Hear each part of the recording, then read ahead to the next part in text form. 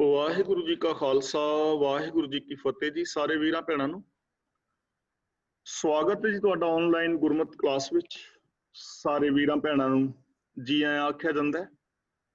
जिवें कि आप सारिआं नूं पता है, असीं जपजी साहिब जी दी लड़ीवार विचार सारे वीर भैणां मिल के कर रहे हां। गुरमत नूं समझण दा और जिंदगी जीण दा ढंग असीं गुरु जी पासों सिੱਖਣ ਦੀ ट्राई कीती है। कल तक ਅਸੀਂ 38 ਪੌੜੀਆਂ ਦੀ ਵਿਚਾਰ ਸਾਂਝੀ ਕਰ ਚੁੱਕੇ ਹਾਂ। ਅੱਜ ਲਾਸਟ ਦੇ ਅੰਦਰ ਜੋ ਸ਼ਲੋਕ ਹੈ, ਇਸ ਦੀ ਵਿਚਾਰ ਆਪ ਜੀ ਦੇ ਨਾਲ ਸਾਂਝੀ ਕਰਾਂਗੇ। ਕੱਲ ਅਸੀਂ ਵਿਚਾਰਿਆ ਸੀ ਕਿ ਇਹਨਾਂ ਗੁਣਾਂ ਦੇ ਨਾਲ ਅਸੀਂ ਆਪਣੇ ਜੀਵਨ ਦੀ ਘਾੜਤ ਨੂੰ ਘੜਨਾ ਹੈ। ਜਤ ਪਹਾਰਾ, ਧੀਰਜ ਸੁਨਿਆਰ, ਪਹਿਰਣ ਮਤ, ਵੇਦ ਹਥਿਆਰ, ਭਉ ਖਲਾ, ਅਗਨ ਤਪਤਾਓ, ਭਾਂਡਾ ਪਾਓ, ਅੰਮ੍ਰਿਤ ਤਿਕਤਾਲ, ਕੜੀਏ ਸ਼ਬਦ ਸੱਚੀ ਟਕਸਾਲ, जिनको नदर करम तिनकार, नानक नदरी नदर निहाल। यानी जिहड़ा अपने धर्म जीवन नूं गुरु की सच्ची सिक्ख्या राहीं घड़ लैंदा है, हुक्म रजा दे अंदर चलना सीख जांदा है, उस दे अंदर ये शुभ गुण आ जांदे हन। वो मन बचन और कर्म करके सच्चा हो जांदा है, वो निहाल हो जांदा है। भाव उसकी जिंदगी अंदर आनंद, खेड़ा, प्रसन्नता बन जाती है। वो जीवन मुक्ति का आनंद माणदा है। उस मनुख के अंदर ईर्खा, द्वेष, वैर विरोध आदि नहीं रहिंदा। उन्होंने कोई बेगाना और कोई अपना नजरी नहीं दिसता, सगों सारा संसार ही अपना एक घर और एक परिवार की तरह नजरी पैंदा है। ਉਹਦਾ ਵਿਹਾਰ ਸਾਰਿਆਂ ਦੇ ਨਾਲ ਪਿਆਰ ਭਰਿਆ ਹੁੰਦਾ ਹੈ।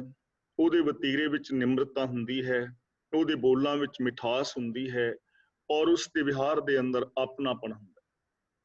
ਉਹ ਹਰ ਇੱਕ ਦੇ ਦੁੱਖ ਸੁੱਖ ਦੇ ਵਿੱਚ ਸ਼ਰੀਕ ਹੁੰਦਾ ਹੈ, ਕਿਸੇ ਦੇ ਦੁੱਖ ਨੂੰ ਦੂਰ ਕਰਨ ਦਾ ਯਤਨ ਕਰਦਾ ਹੈ, ਔਰ ਕਿਸੇ ਦੇ ਸੁੱਖਾਂ ਨੂੰ ਹੋਰ ਵਧਾਉਣ ਦਾ ਉਹ ਯਤਨ ਕਰਦਾ ਹੈ। ਆਪ ਵੀ ਸੁਖੀ ਔਰ ਸ਼ਾਂਤ, ਔਰ ਦੂਜਿਆਂ ਨੂੰ ਵੀ ਸੁਖੀ ਤੇ ਸ਼ਾਂਤ ਕਰਦਾ ਹੈ। ਤੇ ਐਸਾ ਮਨੁੱਖ ਤਾਂ ਹੀ ਕਰੇਗਾ ਜੇ ਉਹ ਸਚਿਆਰ ਹੋਏਗਾ। ਤੇ ਜਪਜੀ ਸਾਹਿਬ ਜੀ ਦੀ ਪਾਵਨ ਬਾਣੀ ਰਾਹੀਂ ਪੂਰੀ ਦੁਨੀਆ ਦੇ ਹਰ ਇਸਤਰੀ ਪੁਰਸ਼ ਨੂੰ ਸਚਿਆਰ ਹੋਣ ਦੀ ਪ੍ਰੇਰਨਾ ਦਿੱਤੀ ਗਈ ਹੈ। ਕਿ ਨਾਲ ਸਚਿਆਰ ਕਿਵੇਂ ਹੋਣਾ ਹੈ, ਉਹਦੇ ਵਾਸਤੇ ਗੁਰਦੇਵ ਨੇ ਸਾਡਾ ਮਾਰਗਦਰਸ਼ਨ ਕੀਤਾ ਹੈ। ਕਿ ਸਚਿਆਰ ਹੋਣ ਵਾਸਤੇ ਕੋਈ ਕਰਮ ਕਾਂਡ ਕੰਮ ਨਹੀਂ ਕਰਦਾ। ਕਰਮ ਕਾਂਡਾਂ ਰਾਹੀਂ ਕਦੇ ਵੀ ਸਚਿਆਰਤਾ ਪਾਈ ਨਹੀਂ ਜਾ ਸਕਦੀ। ਸਚਿਆਰ ਹੋਣ ਵਾਸਤੇ ਇੱਕ ਹੀ ਨੇਮ ਹੈ, ਤੇ ਉਹ ਹੈ ਹੁਕਮ ਰਜ਼ਾਈ ਚੱਲਣਾ, ਨਾਨਕ ਲਿਖਿਆ ਨਾਲ। ਰੱਬੀ ਰਜ਼ਾ ਦੇ ਅੰਦਰ ਤੁਰਨਾ, ਰੱਬੀ ਭਾਣੇ ਵਿੱਚ ਤੁਰਨਾ, ਕੁਦਰਤ ਦੇ ਨੇਮਾਂ ਨੂੰ ਸਮਝਣਾ, ਔਰ ਆਪਣੇ ਜੀਵਨ ਨੂੰ ਵਿਕਾਸ ਵਾਲੇ ਰਾਹਾਂ ਦੇ ਉੱਤੇ ਤੋਰਨਾ, ਇਹ ਗੁਰਮਤ ਦਾ ਸਿਧਾਂਤ ਹੈ। ਗੁਰਦੇਵ ਬਚਨ ਕਰਦੇ ਨੇ ਸ਼ਲੋਕ, ਪਵਨ ਗੁਰੂ, ਪਾਣੀ ਪਿਤਾ, ਮਾਤਾ ਧਰਤ ਮਹਤ। ਯਾਦ ਰੱਖਣਾ, ਜਪਜੀ ਸਾਹਿਬ ਜੀ ਦੇ ਆਦਿ ਵਿੱਚ ਇੱਕ ਓੰਕਾਰ ਤੋਂ ਲੈ ਕੇ ਗੁਰਪ੍ਰਸਾਦ ਤੱਕ ਮੂਲ ਮੰਤਰ ਹੈ। ਅੱਗੇ ਜਪ ਬਾਣੀ ਦਾ ਨਾਮ ਹੈ। ਜਪ ਤੋਂ ਬਾਅਦ ਜਪਜੀ ਸਾਹਿਬ ਜੀ ਦੇ ਆਰੰਭ ਵਿੱਚ ਸ਼ਲੋਕ ਹੈ।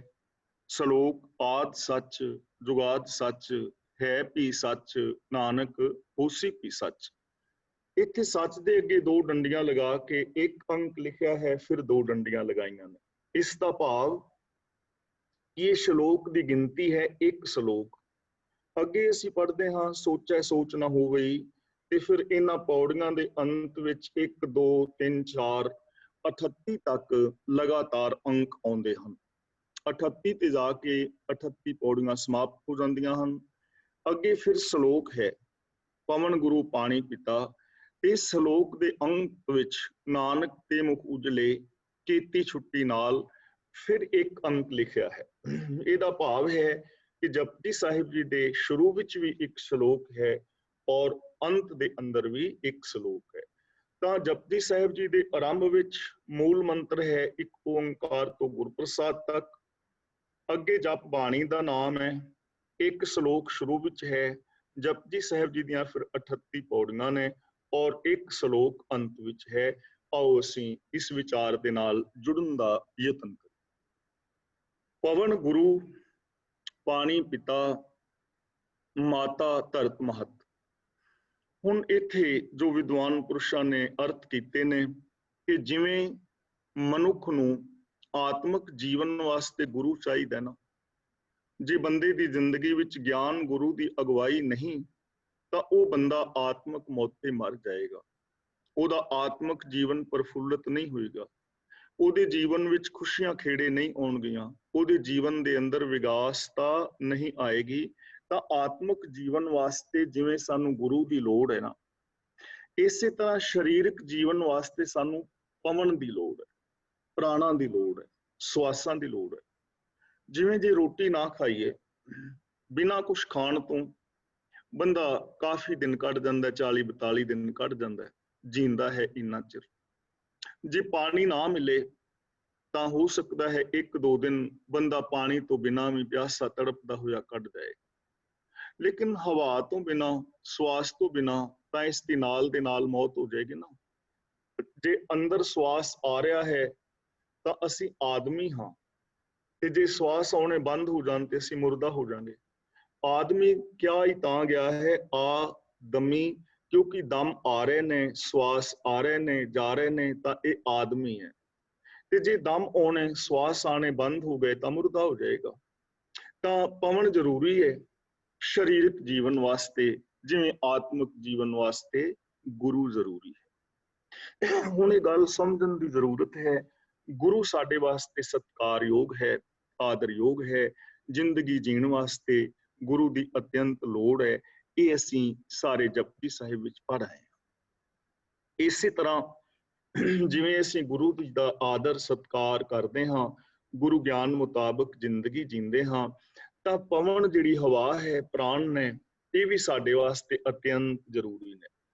ਪਵਨ ਤੋਂ ਬਿਨਾਂ ਮਨੁੱਖ ਜ਼ਿੰਦਗੀ ਜੀ ਨਹੀਂ ਸਕਦਾ। ਇਸ ਲਈ ਅਸੀਂ ਪਵਨ ਦਾ ਆਦਰ ਸਤਿਕਾਰ ਕਰਨਾ ਹੈ। ਆਦਰ ਸਤਿਕਾਰ ਦਾ ਮਤਲਬ ਇਹ ਨਹੀਂ ਕਿ ਪਵਨ ਨੂੰ ਪੂਜਣਾ ਹੈ। ਅਸੀਂ ਦੇਖਦੇ ਹਾਂ ਜਿਹੜੀ ਪਵਨ ਇੰਨੀ ਜ਼ਰੂਰੀ ਹੈ ਬੰਦੇ ਵਾਸਤੇ, ਉਹਦੇ ਅੰਦਰ ਪੋਲੂਸ਼ਨ ਫੈਲਾਇਆ ਜਾ ਰਿਹਾ ਹੈ, ਉਹਦੇ ਅੰਦਰ ਜ਼ਹਿਰੀਲੀਆਂ ਗੈਸਾਂ ਫੈਲ ਰਹੀਆਂ ਨੇ, ਜਿਸ ਦੇ ਨਾਲ ਮਨੁੱਖ ਦਾ ਆਪਣਾ ਨੁਕਸਾਨ ਹੋਏਗਾ, ਜਿਸ ਦੇ ਨਾਲ ਬੰਦਾ ਅਨੇਕਾਂ ਰੋਗਾਂ ਦਾ ਸ਼ਿਕਾਰ ਹੋ ਜਾਏਗਾ। ਇਸ ਲਈ ਸਾਨੂੰ ਇਸ ਪਾਸੇ ਧਿਆਨ ਦੇਣ ਦੀ ਲੋੜ ਹੈ ਕਿ ਹਵਾ ਦੇ ਅੰਦਰ ਪੋਲੂਸ਼ਨ ਘੱਟ ਤੋਂ ਘੱਟ ਫੈਲਾਇਆ ਜਾਏ, ਇਸ ਪੋਲੂਸ਼ਨ ਨੂੰ ਖਤਮ ਕਰਨ ਵਾਸਤੇ ਟਰਾਈ ਕੀਤੀ ਜਾਏ, ਔਰ ਪਵਨ ਜੋ ਹੈ ਸਾਨੂੰ ਸ਼ੁੱਧ ਮਿਲ ਸਕੇ। ਪਹਿਲੀ ਗੱਲ। ਦੂਜੀ ਗੱਲ ਜੋ ਸਾਨੂੰ ਇੱਥੋਂ ਮਹਾਨ ਮਿਲ ਰਹੀ ਹੈ ਨਾ ਸਾਡੇ ਜੀਵਨ ਵਾਸਤੇ, ਉਹ ਕੀ ਹੈ?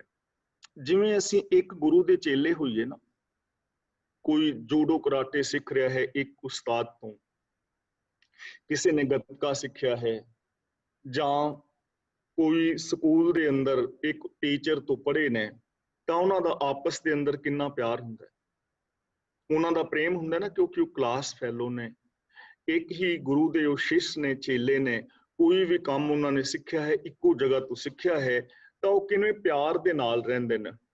ਇੱਕ ਕਲਾਸ ਵਿੱਚ ਪੜ੍ਹਨ ਵਾਲੇ ਹਾਣੀ, ਇੱਕ ਕਲਾਸ ਵਿੱਚ ਪੜ੍ਹਨ ਵਾਲੇ ਵਿਦਿਆਰਥੀ ਸਾਨੂੰ ਜ਼ਿੰਦਗੀ ਵਿੱਚ ਕਦੇ ਭੁੱਲਦੇ ਨਹੀਂ, ਔਰ ਸਾਰੇ ਹੀ ਬੜਾ ਮਿਲ ਜੁਲ ਕੇ ਰਹਿੰਦੇ ਨੇ। ਤਾਂ ਗੁਰੂ ਜੀ ਸਾਨੂੰ ਸਮਝਾ ਰਹੇ ਹਨ ਕਿ ਜਿਵੇਂ ਇੱਕ ਗੁਰੂ ਦੇ ਚੇਲੇ, ਇੱਕ ਗੁਰੂ ਦੇ ਸਿੱਖ ਪਿਆਰ ਨਾਲ ਰਹਿੰਦੇ ਨੇ ਨਾ, ਉਵੇਂ ਹਵਾ ਜਿਹੜੀ ਹੈ ਸਾਰਿਆਂ ਵਾਸਤੇ ਸਤਿਕਾਰਤ ਹੈ।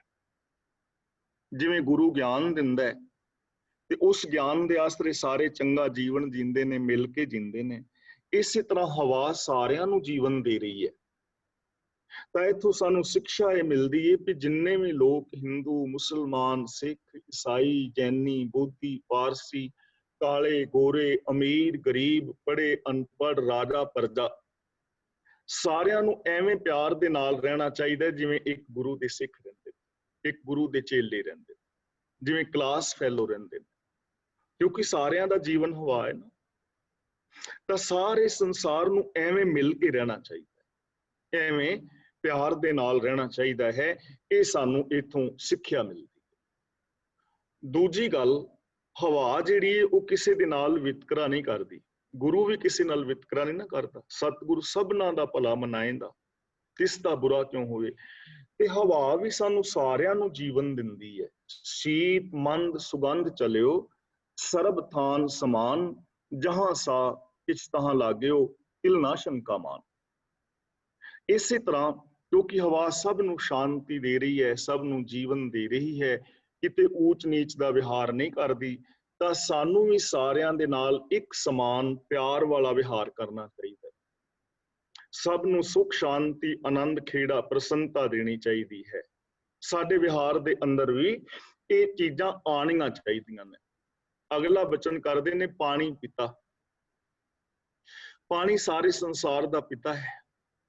ਤੇ ਜਿਵੇਂ ਇੱਕ ਪਿਤਾ ਦੇ ਬੱਚੇ ਹੋਣ ਤੇ ਉਹ ਬੱਚੇ ਪਿਆਰ ਦੇ ਨਾਲ ਰਹਿੰਦੇ ਨੇ, ਛੋਟੀ ਮੋਟੀ ਗੜਬੜ ਕਿਤੇ ਹੋ ਵੀ ਜਾਂਦੀ ਹੈ ਤਾਂ ਉਹ ਆਪਣਾ ਉਸ ਨੂੰ ਸੁਧਾਰਨ ਦਾ ਯਤਨ ਕਰਦੇ ਨੇ।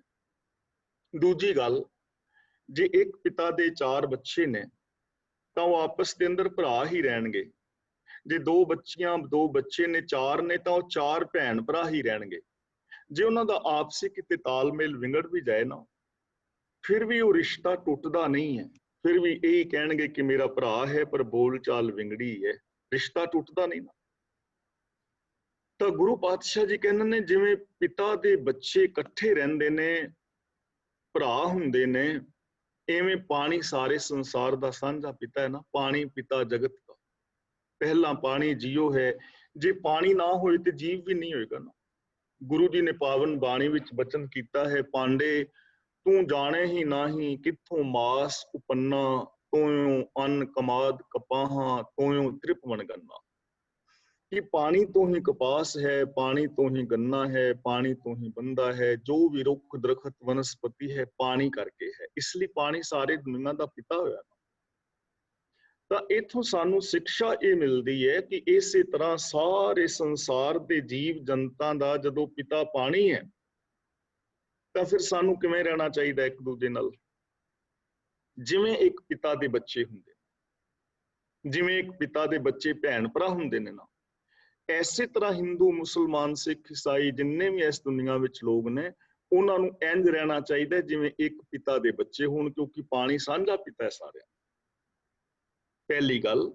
ਦੂਜੀ ਗੱਲ ਇਹ ਹੈ ਕਿ ਪਾਣੀ ਦੇ ਅੰਦਰ 2-3 ਉਹਦੇ ਮੂਲ ਗੁਣ ਨੇ। ਇੱਕ ਤਾਂ ਪਾਣੀ ਸਭ ਨੂੰ ਜੀਵਨ ਦਿੰਦਾ ਹੈ, ਦੂਜਾ ਪਾਣੀ ਸਭ ਦੀ ਪਿਆਸ ਬੁਝਾਉਂਦਾ ਹੈ, ਤੀਜਾ ਪਾਣੀ ਸਾਡੀ ਮੈਲ ਉਤਾਰਦਾ ਹੈ। ਪਾਣੀ ਦਾ ਗੁਣ ਹੈ ਮੂਲ ਗੁਣ ਨਿਮਰਤਾ, ਪਾਣੀ ਦਾ ਮੂਲ ਗੁਣ ਹੈ ਸ਼ੀਤਲਤਾ, ਪਾਣੀ ਦਾ ਮੂਲ ਗੁਣ ਹੈ ਸ਼ੁੱਧਤਾ। ਇਸ ਲਈ ਅਸੀਂ ਵੀ ਆਪਣੀ ਸੋਚ ਦੇ ਅੰਦਰ ਸ਼ੁੱਧਤਾ ਲਿਆਉਣੀ ਹੈ, ਤਾਂ ਆਪਣੇ ਅੰਦਰ ਨਿਮਰਤਾ ਪੈਦਾ ਕਰਨੀ ਹੈ ਔਰ ਆਪਣੇ ਅੰਦਰ ਸ਼ੀਤਲਤਾ ਪੈਦਾ ਕਰਨੀ। ਸਾਡੀ ਜ਼ਿੰਦਗੀ ਵਿੱਚ ਨਿਮਰਤਾ ਹੋਵੇ, ਸਾਡੇ ਜੀਵਨ ਦੇ ਅੰਦਰ ਜੋ ਬੋਲ ਬਾਣੀ ਹੈ ਮਿੱਠੇ ਪਿਆਰੇ ਬੋਲ ਬਾਣੀ ਹੋਵੇ, ਔਰ ਸਾਡੇ ਅੰਦਰ ਸ਼ਾਂਤੀ ਹੋਵੇ। ਇਹ ਗੁਣ ਅਸੀਂ ਪਾਣੀ ਤੋਂ ਸਿੱਖ ਸਕਦੇ ਹਾਂ। ਔਰ ਦੂਜੀ ਗੱਲ ਇਹ ਹੈ, ਪਾਣੀ ਜੀਵਨ ਦੇ ਰਿਹਾ ਸਭ ਨੂੰ, ਤਾਂ ਸਾਨੂੰ ਵੀ ਐਸੀ ਜ਼ਿੰਦਗੀ ਜੀਣੀ ਚਾਹੀਦੀ ਹੈ, ਅਸੀਂ ਵੀ ਕਿਸੇ ਨੂੰ ਮੌਤ ਨਾ ਦੇਈਏ, ਅਸੀਂ ਕਿਸੇ ਨੂੰ ਜੀਵਨ ਦੇਈਏ। ਤੇ ਮੌਤ ਦਾ ਮਤਲਬ ਕੇਵਲ ਇੰਨਾ ਹੀ ਨਹੀਂ ਕਿ ਕਿਸੇ ਦਾ ਕਤਲ ਕਰਨਾ, ਉਹ ਤਾਂ ਮੌਤ ਹੈ ਹੀ ਹੈ। ਕਿਸੇ ਦੀਆਂ ਭਾਵਨਾਵਾਂ ਨੂੰ ਠੇਸ ਪਹੁੰਚਾਣੀ, ਚੰਗੀਆਂ ਭਾਵਨਾਵਾਂ, ਕਿਸੇ ਦੇ ਚੰਗੇ ਵਿਚਾਰਾਂ ਦਾ ਕਤਲ ਕਰਨਾ, ਕਿਸੇ ਦੇ ਹੱਕ ਖਾਣੇ, ਕਿਸੇ ਦੀ ਬੇਪੱਤੀ ਕਰਨੀ, ਇਹ ਵੀ ਤੇ ਕਤਲ ਹੈ ਨਾ। ਤਾਂ ਸਾਨੂੰ ਪਾਣੀ ਤੋਂ ਐਸੀ ਸਿੱਖਿਆ ਲੈਣੀ ਚਾਹੀਦੀ। ਅਗਲਾ ਵਚਨ ਕਰਦੇ ਨੇ ਮਾਤਾ ਧਰਤ ਮਹਤ। ਮਹਤ ਦਾ ਮਤਲਬ ਵੱਡੀ, ਮਹਾਨ। ਧਰਤੀ ਜਿਹੜੀ ਇਹ ਸਾਰਿਆਂ ਦੀ ਮਾਂ ਸਮਾਨ ਹੈ। ਜਿਵੇਂ ਮਾਂ ਦੀ ਗੋਦ ਵਿੱਚ ਬੱਚਾ ਖੇਲਦਾ ਹੈ, ਮਾਂ ਦੇ ਪੇਟੋਂ ਜਨਮ ਲੈਂਦਾ ਹੈ, ਮਾਂ ਦਾ ਦੁੱਧ ਪੀਂਦਾ ਹੈ, ਮਾਂ ਦੀ ਗੋਦ ਵਿੱਚ ਖੇਲਦਾ ਹੈ, ਕਿੰਨਾ ਪਿਆਰ ਮਾਂ ਕੋਲੋਂ ਮਿਲਦਾ ਹੈ। ਤੇ ਜਿਵੇਂ ਮਾਂ ਸਾਰੇ ਬੱਚਿਆਂ ਨਾਲ ਪਿਆਰ ਕਰਦੀ ਹੈ ਨਾ, ਉਹਦੇ ਬੱਚੇ 2 ਹੋਣ 4 ਹੋਣ, ਜਿੰਨੇ ਬੱਚੇ ਨੇ ਸਾਰਿਆਂ ਦੇ ਨਾਲ ਪਿਆਰ ਕਰਦੀ ਹੈ ਮਾਂ, ਸਾਰਿਆਂ ਨੂੰ ਬਰਾਬਰ ਖੁਰਾਕ ਦਿੰਦੀ ਹੈ, ਸਾਰਿਆਂ ਨੂੰ ਜੀਵਨ ਦਿੰਦੀ ਹੈ। ਇਸੇ ਤਰ੍ਹਾਂ ਧਰਤੀ ਵੀ ਸਾਡੀ ਸਾਰਿਆਂ ਦੀ ਮਾਂ ਬਰਾਬਰ ਹੀ ਹੈ ਨਾ। ਮਾਂ ਤੇ ਕਦੇ ਗੋਦ ਚੋਂ ਲਾਹ ਵੀ ਦੇਵੇ, ਲੇਕਿਨ ਧਰਤੀ ਨੇ ਤੇ ਸਾਨੂੰ ਕਦੇ ਗੋਦ ਚੋਂ ਲਾਹਿਆ ਹੀ ਨਹੀਂ। ਧਰਤੀ ਦੀ ਗੋਦ ਵਿੱਚ ਸਾਰੇ ਅਸੀਂ ਜਨਮੇ, ਧਰਤੀ ਦੀ ਗੋਦ ਵਿੱਚ ਖੇਲੇ, ਧਰਤੀ ਦੀ ਗੋਦ ਵਿੱਚ ਜੀਵੇ, ਇੱਥੋਂ ਹੀ ਸਾਨੂੰ ਸਾਰਿਆਂ ਨੂੰ ਖੁਰਾਕ ਮਿਲ ਰਹੀ ਹੈ। ਔਰ ਆਖਿਰ ਇਸ ਧਰਤੀ ਮਾਂ ਦੀ ਗੋਦ ਵਿੱਚ ਇੱਕ ਦਿਨ ਅਸਾਂ ਸਮਾ ਜਾਣਾ। ਤਾਂ ਧਰਤੀ ਸਾਰਿਆਂ ਨੂੰ ਖੁਰਾਕ ਦੇ ਰਹੀ ਹੈ। ਧਰਤੀ ਕਿਸੇ ਦੇ ਨਾਲ ਈਰਖਾ ਨਹੀਂ ਨਾ ਕਰਦੀ। ਜੇ ਕੋਈ ਧਰਤੀ ਤੇ ਗੰਦ ਪਾਵੇ ਤਾਂ ਧਰਤੀ ਇਹ ਨਹੀਂ ਕਹਿੰਦੀ ਕਿ ਮੈਂ ਇੱਥੋਂ ਫਟ ਜਾਵਾਂ ਤੇ ਇਹਨੂੰ ਆਪਣੇ ਅੰਦਰ ਮੈਂ ਗਰਕ ਕਰ ਦਿਆਂ। ਤੇ ਜੇ ਧਰਤੀ ਉੱਤੇ ਕੋਈ ਚੰਦਨ ਵਗੈਰਾ ਛਿੜਕੇ ਤੇ ਉਹਨੂੰ ਇਹ ਨਹੀਂ ਕਹਿੰਦੀ ਕਿ ਇਹਨੂੰ ਮੈਂ ਵਿਸ਼ੇਸ਼ ਸਨਮਾਨ ਦਿਆਂ। ਧਰਤੀ ਕਿਸੇ ਨਾਲ ਵੈਰ ਨਹੀਂ ਕਮਾਉਂਦੀ।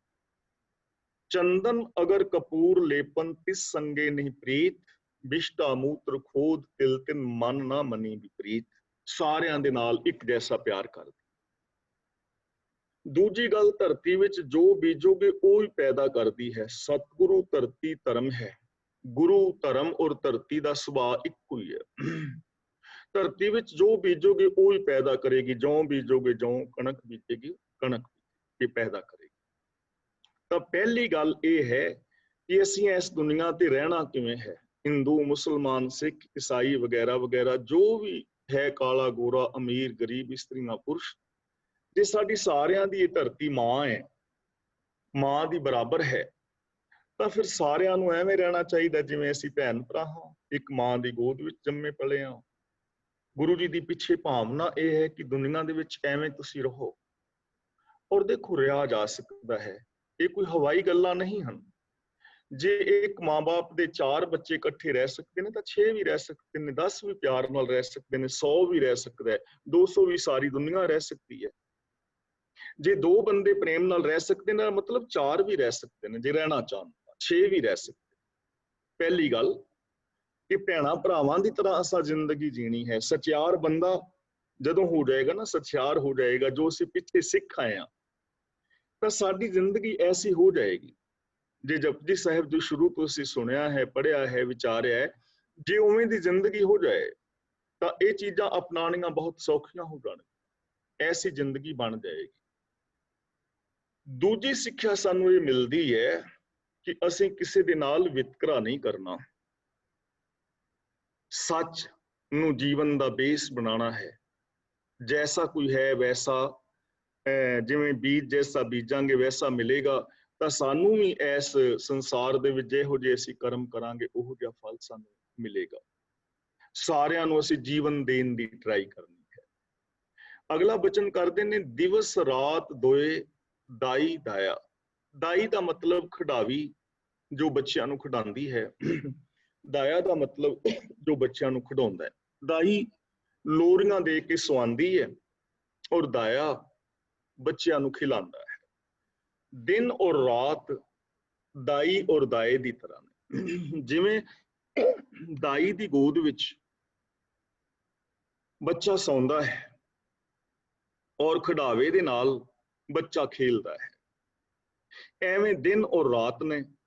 ਇਹਦੇ ਅੰਦਰ ਖੇਲ ਹੈ ਸਗਲ ਜਗਤ, ਸਾਰਾ ਸੰਸਾਰ ਜਿਹੜਾ ਹੈ ਖੇਲ ਰਿਹਾ ਹੈ। ਰਾਤ ਨੂੰ ਇਹ ਸੰਸਾਰ ਦੇ ਲੋਕ ਆਰਾਮ ਕਰਦੇ ਨੇ ਔਰ ਦਿਨ ਦੇ ਅੰਦਰ ਇਹ ਰਾਤ ਨੂੰ ਆਪਣਾ ਕਰਮ ਸੌਂਦੇ ਨੇ, ਆਰਾਮ ਕਰਦੇ ਨੇ, ਔਰ ਦਿਨ ਦੇ ਅੰਦਰ ਕਰਮ ਕਰਦੇ। ਦਿਨ ਵਿੱਚ ਬੰਦਾ ਭੱਜਿਆ ਫਿਰਦਾ ਹੈ, ਆਪਣੀ ਕਿਰਤ ਕਰਨੀ, ਕੰਮ ਕਰਨਾ, ਕਿਰਤਕਾਰ ਕਰਨੀ। ਰਾਤ ਨੂੰ ਬੰਦਾ ਸੌਂਦਾ ਹੈ। ਇਹ ਗੱਲ ਵੱਖਰੀ ਹੈ ਕਿ ਜਿਵੇਂ ਜਿਵੇਂ ਦੁਨੀਆ ਬਦਲ ਰਹੀ ਹੈ, ਹੁਣ ਨਾਈਟ ਸ਼ਿਫਟ ਵੀ ਹੈ ਕਈਆਂ ਦੀ, ਰਾਤ ਨੂੰ ਕੰਮ ਕਰਦੇ ਨੇ ਤੇ ਉਹ ਆਣ ਕੇ ਦਿਨੇ ਸੌਂ ਲੈਂਦੇ ਨੇ, ਦਿਨੇ ਆਰਾਮ ਕਰ ਲੈਂਦੇ ਨੇ। ਕਿਉਂਕਿ 6-7 ਘੰਟੇ ਦੀ ਨੀਂਦ ਤੰਦਰੁਸਤ ਹੋਣ ਵਾਸਤੇ ਸਾਨੂੰ ਚਾਹੀਦੀ ਹੈ। 6 ਤੋਂ ਲੈ ਕੇ 8 ਘੰਟੇ ਤੱਕ ਬੰਦੇ ਨੂੰ 24 ਘੰਟੇ ਵਿੱਚ ਸੌਣਾ ਚਾਹੀਦਾ। ਥੋੜਾ ਬਹੁਤਾ ਫਰਕ ਹੋ ਸਕਦਾ, ਕਿਸੇ ਨੂੰ ਥੋੜਾ ਘੱਟ ਨਾਲ ਵੀ ਸਰ ਜਾਂਦਾ ਹੈ, ਲੇਕਿਨ ਆਰਾਮ ਕਰਨਾ ਚਾਹੀਦਾ ਹੈ, ਸੌਣਾ ਚਾਹੀਦਾ ਹੈ। ਜੋ ਲੋਕ ਪੂਰੀ ਨੀਂਦ ਨਹੀਂ ਲੈਂਦੇ, ਆਖਿਰ ਉਹ ਬਿਮਾਰ ਹੋ ਜਾਂਦੇ ਨੇ, ਡਿਪਰੈਸ਼ਨ ਵਗੈਰਾ ਚਲੇ ਜਾਂਦੇ ਨੇ, ਜਾਂ ਕੋਈ ਹੋਰ ਸਰੀਰਕ ਰੋਗ ਹੋ ਸਕਦਾ ਹੈ। ਇਸ ਲਈ ਜ਼ਰੂਰੀ ਹੈ ਬੰਦਾ ਨੀਂਦ ਲਵੇ ਔਰ ਕੰਮ ਵੀ ਕਰੇ। ਤਾਂ ਇਹ ਦਾਈ ਔਰ ਦਾਏ ਦੀ ਤਰ੍ਹਾਂ ਨੇ, ਖਿਡਾਵੀ ਔਰ ਖਿਡਾਵੇ ਦੀ ਤਰ੍ਹਾਂ ਨੇ, ਜਿਹਦੇ ਅੰਦਰ ਸਾਰੀ ਦੁਨੀਆ ਆਪਣੇ ਜੀਵਨ ਦਾ ਖੇਲ ਖੇਲ ਰਹੀ ਹੈ। ਕੋਈ ਕਿਰਤ ਕਰ ਰਿਹਾ ਹੈ, ਕਿਸੇ ਵੀ ਢੰਗ ਨਾਲ ਦੁਕਾਨ ਚਲਾ ਰਿਹਾ ਹੈ, ਕੋਈ ਵਪਾਰ ਕਰਦਾ ਹੈ, ਕੋਈ ਜੌਬ ਕਰਦਾ ਹੈ। ਅੱਜ ਕੱਲ੍ਹ ਬਹੁਤ ਸਾਰੀਆਂ ਜੌਬਾਂ ਨੇ, ਬਹੁਤ ਤਰ੍ਹਾਂ ਦੇ ਕੰਮ ਨੇ, ਕੰਪਿਊਟਰ ਵਗੈਰਾ ਜਾਂ ਹੋਰ ਕਈ ਕੁਛ ਜੋ ਵੀ ਸਾਨੂੰ ਆਪਣੇ ਜੀਵਨ ਵਾਸਤੇ ਚਾਹੀਦਾ ਹੈ, ਲੋਕ ਕਰ ਰਹੇ ਨੇ, ਆਰਾਮ ਕਰ ਰਹੇ ਨੇ। ਹੁਣ ਇੱਥੇ ਇੱਕ ਭਾਵਨਾ ਹੈ ਕਿ ਸਾਰੀ ਦੁਨੀਆ ਇੱਥੇ ਖੇਲ ਖੇਲ ਰਹੀ ਹੈ। ਤੇ ਯਾਦ ਰੱਖਣਾ, ਜਿਹੜੇ ਇੱਥੇ ਪਲੇ ਸਟੋਰ ਬਣੇ ਨੇ ਨਾ, ਸੌਰੀ ਮੈਂ ਗਲਤ ਬੋਲ ਗਿਆ, ਬੱਚਿਆਂ ਦੇ ਖੇਲਣ ਵਾਸਤੇ ਜਗ੍ਹਾ ਬਣੀ ਹੁੰਦੀ ਨਾ, ਬੱਚਿਆਂ ਨੂੰ ਛੱਡ ਜਾਂਦੇ ਨੇ, ਪਲੇ ਹੋਮ ਜਾਂ ਕੀ ਕਹਿੰਦੇ ਨੇ, ਸੌਰੀ ਮੈਂ ਵਰਡ ਗਲਤ ਬੋਲ ਗਿਆ। ਤਾਂ ਨਿੱਕੇ ਨਿੱਕੇ ਬੱਚਿਆਂ ਨੂੰ ਖੇਲਣ ਵਾਸਤੇ ਛੱਡਿਆ ਜਾਂਦਾ ਨਾ, ਮਾਂ ਬਾਪ ਛੱਡ ਕੇ ਆਪ ਕੰਮ ਤੇ ਚਲੇ ਜਾਂਦੇ ਨੇ। ਤੇ ਜਦੋਂ ਬੱਚੇ ਸਾਰੇ ਉੱਥੇ ਖੇਲਦੇ ਨੇ, ਉਹਨਾਂ ਦੀ ਇੱਕ ਦੂਜੇ ਦੇ ਨਾਲ ਕਿੰਨੀ ਵਧੀਆ ਦੋਸਤੀ ਹੋ ਜਾਂਦੀ ਹੈ। ਉਹ ਇੱਕ ਦੂਜੇ ਦੇ ਫਰੈਂਡ ਬਣ ਜਾਂਦੇ ਨੇ, ਕਿਉਂਕਿ ਇੱਕੋ ਜਗ੍ਹਾ ਤੇ ਖੇਲ ਰਹੇ ਨੇ। ਉਹਨਾਂ ਨੂੰ ਉੱਥੋਂ ਖਾਣ ਪੀਣ ਵਾਸਤੇ ਮਿਲ ਰਿਹਾ ਹੈ, ਜੋ ਵੀ ਉੱਥੇ ਖਿਡਾਵੇ ਨੇ ਉਹਨਾਂ ਨੂੰ ਸੰਭਾਲ ਰਹੇ ਨੇ, ਔਰ ਉਹਨਾਂ ਦੇ ਅੰਦਰ ਕੋਈ ਧਰਮਾਂ ਦਾ ਵਿਤਕਰਾ ਨਹੀਂ ਹੁੰਦਾ, ਅਮੀਰ ਗਰੀਬ ਦਾ ਕੋਈ ਵਿਤਕਰਾ ਨਹੀਂ ਹੁੰਦਾ, ਉਹ ਸਾਰੇ ਉੱਥੇ ਖੇਲ ਰਹੇ ਨੇ। ਤੇ ਇਸੇ ਤਰ੍ਹਾਂ ਜਿਹੜੇ ਖਿਡਾਰੀ ਨੇ ਵੱਡੇ ਨੇ, ਉਹ ਇੱਕ ਜਗ੍ਹਾ ਤੋਂ ਕੋਚਿੰਗ ਲੈ ਰਹੇ ਨੇ, ਤੇ ਉਹਨਾਂ ਦੇ ਨਾਲ ਸਾਡੀ ਆਪਸੀ ਪ੍ਰੀਤ ਬਣ ਜਾਂਦੀ ਹੈ ਨਾ, ਕਿਉਂਕਿ ਉਹ ਖੇਲ ਰਹੇ ਨੇ ਤੇ ਖੇਲਾਂ ਵਿੱਚ ਕਿੰਨੀ ਪ੍ਰੀਤ ਬਣ ਜਾਂਦੀ। ਆ ਪਿੱਛੇ ਦੇਖਿਆ ਸੀ ਜਦੋਂ ਬਾਰਡਰ ਖੁੱਲਿਆ ਕਰਤਾਰਪੁਰ ਵਾਲਾ, ਤਾਂ ਬੇਸ਼ੱਕ ਇਮਰਾਨ ਖਾਨ ਦੂਜੇ ਦੇਸ਼ ਦਾ ਪ੍ਰਧਾਨ ਮੰਤਰੀ ਹੈ ਤੇ ਸਿੱਧੂ ਦੂਜੇ ਦੇਸ਼ ਦਾ ਹੈ, ਤੇ ਕਿਵੇਂ ਉਹ ਜੱਫੀਆਂ ਪਾ ਕੇ ਮਿਲ ਰਹੇ ਸਨ। ਉਹਦਾ ਰੀਜ਼ਨ ਸਿਰਫ ਇਹ ਸੀ ਕਿ ਉਹ ਫਰੈਂਡਸ਼ਿਪ ਹੈ, ਕਿਉਂਕਿ ਉਹ ਵੀ ਕ੍ਰਿਕਟ ਦਾ ਖਿਡਾਰੀ ਹੈ, ਉਹ ਵੀ ਕ੍ਰਿਕਟ ਦਾ ਖਿਡਾਰੀ ਹੈ, ਮਿਲਦੇ ਰਹਿੰਦੇ, ਖੇਲਦੇ ਰਹਿੰਦੇ। ਤਾਂ ਜਿਹੜੇ ਖੇਲਣ ਵਾਲੇ ਨੇ, ਖਿਡਾਰੀ ਨੇ, ਕਿੰਨਾ ਇੱਕ ਦੂਜੇ ਦੇ ਨਾਲ ਪਿਆਰ ਕਰਦੇ ਨੇ ਨਾ। ਜਿਹੜੀ ਇੱਕ ਟੀਮ ਹੁੰਦੀ ਹੈ ਖਿਡਾਰੀਆਂ ਦੀ, ਉਹ ਬਿਲਕੁਲ ਮਿਲ ਕੇ ਖੇਲਦੇ ਨੇ ਤੇ ਤਾਂ ਹੀ ਉਹ ਜਿੱਤਦੇ ਨੇ। ਤਾਂ ਇੱਥੇ ਦਿਵਸ ਔਰ ਰਾਤ ਇਹ ਦੋਵੇਂ ਦਾਈ ਦਾਇਆ ਨੇ, ਜਿਹਦੇ ਵਿੱਚ ਮੈਂ ਵੀ ਰਾਤ ਨੂੰ ਆਰਾਮ ਕਰ ਰਿਹਾ, ਤੁਸੀਂ ਵੀ ਕਰ ਰਹੇ ਹੋ, ਦਿਨੇ ਅਸੀਂ ਕੰਮ ਕਰ ਰਹੇ ਹਾਂ, ਤੁਸੀਂ ਵੀ ਕਰ ਰਹੇ ਹੋ, ਸਾਰੀ ਦੁਨੀਆ। ਤਾਂ ਗੁਰੂ ਜੀ ਕਹਿੰਦੇ ਨੇ ਇਸ ਤਰ੍ਹਾਂ ਜਿਵੇਂ ਖਿਡਾਰੀ ਔਰ ਖਿਡਾਵੇ ਕੋਲ ਖੇਲਣ ਵਾਲੇ ਜੋ ਬੱਚੇ ਨੇ, ਉਹ ਪਿਆਰ ਦੇ ਨਾਲ ਰਹਿੰਦੇ ਨੇ ਨਾ, ਕਿੰਨੀ ਉਹਨਾਂ ਦੀ ਫਰੈਂਡਸ਼ਿਪ ਹੁੰਦੀ ਹੈ, ਮਿੱਤਰਤਾ ਹੁੰਦੀ ਹੈ। ਤਾਂ ਇਸੇ ਤਰ੍ਹਾਂ ਸਾਰੇ ਸੰਸਾਰ ਦੇ ਲੋਕ ਉਹਨਾਂ ਮਿੱਤਰਾਂ ਦੀ ਤਰ੍ਹਾਂ ਰਹੋ। ਹਿੰਦੂ, ਮੁਸਲਮਾਨ, ਸਿੱਖ, ਈਸਾਈ, ਤੁਸੀਂ ਜੋ ਵੀ ਹੋ, ਜਿੱਥੇ ਵੀ ਤੁਹਾਡਾ ਕਿਸੇ ਦਾ ਵਿਸ਼ਵਾਸ ਹੈ, ਉਹ ਇੱਕ ਵੱਖਰਾ ਟੌਪਿਕ ਹੈ। ਲੇਕਿਨ ਜਿਵੇਂ ਸਾਰੇ ਹੀ ਧਰਮਾਂ ਮਜ਼ਹਬਾਂ ਦੇ, ਅਮੀਰਾਂ ਗਰੀਬਾਂ ਦੇ ਬੱਚੇ ਜਦੋਂ ਖੇਲਣ ਜਾਂਦੇ ਨੇ ਤੇ ਕਿਸੇ ਵੀ ਜਗ੍ਹਾ ਦੇ ਉੱਤੇ, ਤੇ ਕਿੰਨੇ ਪਿਆਰ ਦੇ ਨਾਲ ਉਹ ਰਹਿੰਦੇ, ਤਾਂ ਐਵੇਂ ਅਸੀਂ ਵੀ ਸਾਰੇ ਪਿਆਰ ਦੇ ਨਾਲ ਰਹਿ ਸਕਦੇ ਹਾਂ। ਇਸ ਜੀਵਨ ਨੂੰ ਇੱਕ ਖੇਲ ਸਮਝੋ। ਖੇਲ ਦੇ ਵਿੱਚ ਵੀ ਤੇ ਜਿੱਤ ਹਾਰ ਹੁੰਦੀ ਹੈ, ਤੇ ਜੰਗ ਵਿੱਚ ਵੀ ਜਿੱਤ ਹਾਰ ਹੁੰਦੀ ਹੈ। ਇੱਕ ਦੇਸ਼ ਦੀਆਂ ਫੌਜਾਂ ਲੜਦੀਆਂ ਨੇ, ਉਦੋਂ ਵੀ ਜਿੱਤ ਹਾਰ ਹੁੰਦੀ ਹੈ। ਲੇਕਿਨ ਦੋ ਦੇਸ਼ਾਂ ਦੀਆਂ ਟੀਮਾਂ, ਖਿਡਾਰੀਆਂ ਦੀਆਂ, ਉਦੋਂ ਵੀ ਉਹਨਾਂ ਦਾ ਮੈਚ ਹੁੰਦਾ ਹੈ, ਉਹ ਇੱਕ ਦੂਜੇ ਦੇ ਵਿਰੋਧ ਵਿੱਚ ਖੇਲ ਰਹੇ ਨੇ, ਉਦੋਂ ਵੀ ਜਿੱਤ ਹਾਰ ਹੁੰਦੀ ਹੈ। ਲੇਕਿਨ ਉਸ ਜਿੱਤ ਹਾਰ ਦੇ ਅੰਦਰ ਕੋਈ ਨੁਕਸਾਨ ਨਹੀਂ। ਉੱਥੇ ਹਾਰਨ ਵਾਲੀ ਟੀਮ ਵੀ ਤੇ ਫਿਰ ਇੱਕ ਦੂਜੇ ਨੂੰ ਜੱਫੀਆਂ ਪਾ ਕੇ ਚਲੇ ਜਾਂਦੇ ਨੇ ਨਾ। ਖੇਲ ਸਮਝੋ, ਇਸ ਜ਼ਿੰਦਗੀ ਨੂੰ ਜੰਗ ਨਾ ਬਣਾਓ, ਖੇਡ ਦੀ ਤਰ੍ਹਾਂ ਖੇਲੋ, ਔਰ ਪੂਰੀ ਸ਼ਿੱਦਤ ਦੇ ਨਾਲ ਜਿੱਤਣ ਵਾਸਤੇ ਖੇਡਦਾ ਹੈ ਬੰਦਾ, ਤੇ ਲੇਕਿਨ ਉਹਦੇ ਵਿੱਚ ਵੈਰ ਨਹੀਂ, ਕੋਈ ਕਤਲੋ ਗਾਰਤ ਨਹੀਂ। ਤਾਂ ਜ਼ਿੰਦਗੀ ਨੂੰ ਜੰਗ ਨਾ ਬਣਾਓ, ਇਸ ਜ਼ਿੰਦਗੀ ਨੂੰ ਖੇਲ ਦੀ ਤਰ੍ਹਾਂ ਖੇਲੋ। ਤੇ ਜਿੱਤਦਾ ਕੌਣ ਹੈ? ਜਿਹੜਾ ਖੇਲ ਦੇ ਨਿਯਮਾਂ ਨੂੰ ਸਹੀ ਪੂਰਿਆਂ ਕਰਦਾ ਹੈ, ਉਹ ਬੰਦਾ ਜਿੱਤ ਜਾਂਦਾ ਹੈ। ਖੇਡ ਦਾ ਇੱਕ ਹੋਰ ਨਿਯਮ ਹੈ, ਕਈ ਵਾਰ ਇੱਕ ਟੀਮ ਹਾਰ ਜਾਂਦੀ ਹੈ, ਪਰ ਉਸ ਹਾਰੀ ਹੋਈ ਟੀਮ ਦੇ ਬੰਦੇ ਨੂੰ ਮੈਨ ਆਫ ਦਾ ਮੈਚ ਮਿਲ ਜਾਂਦਾ ਹੈ।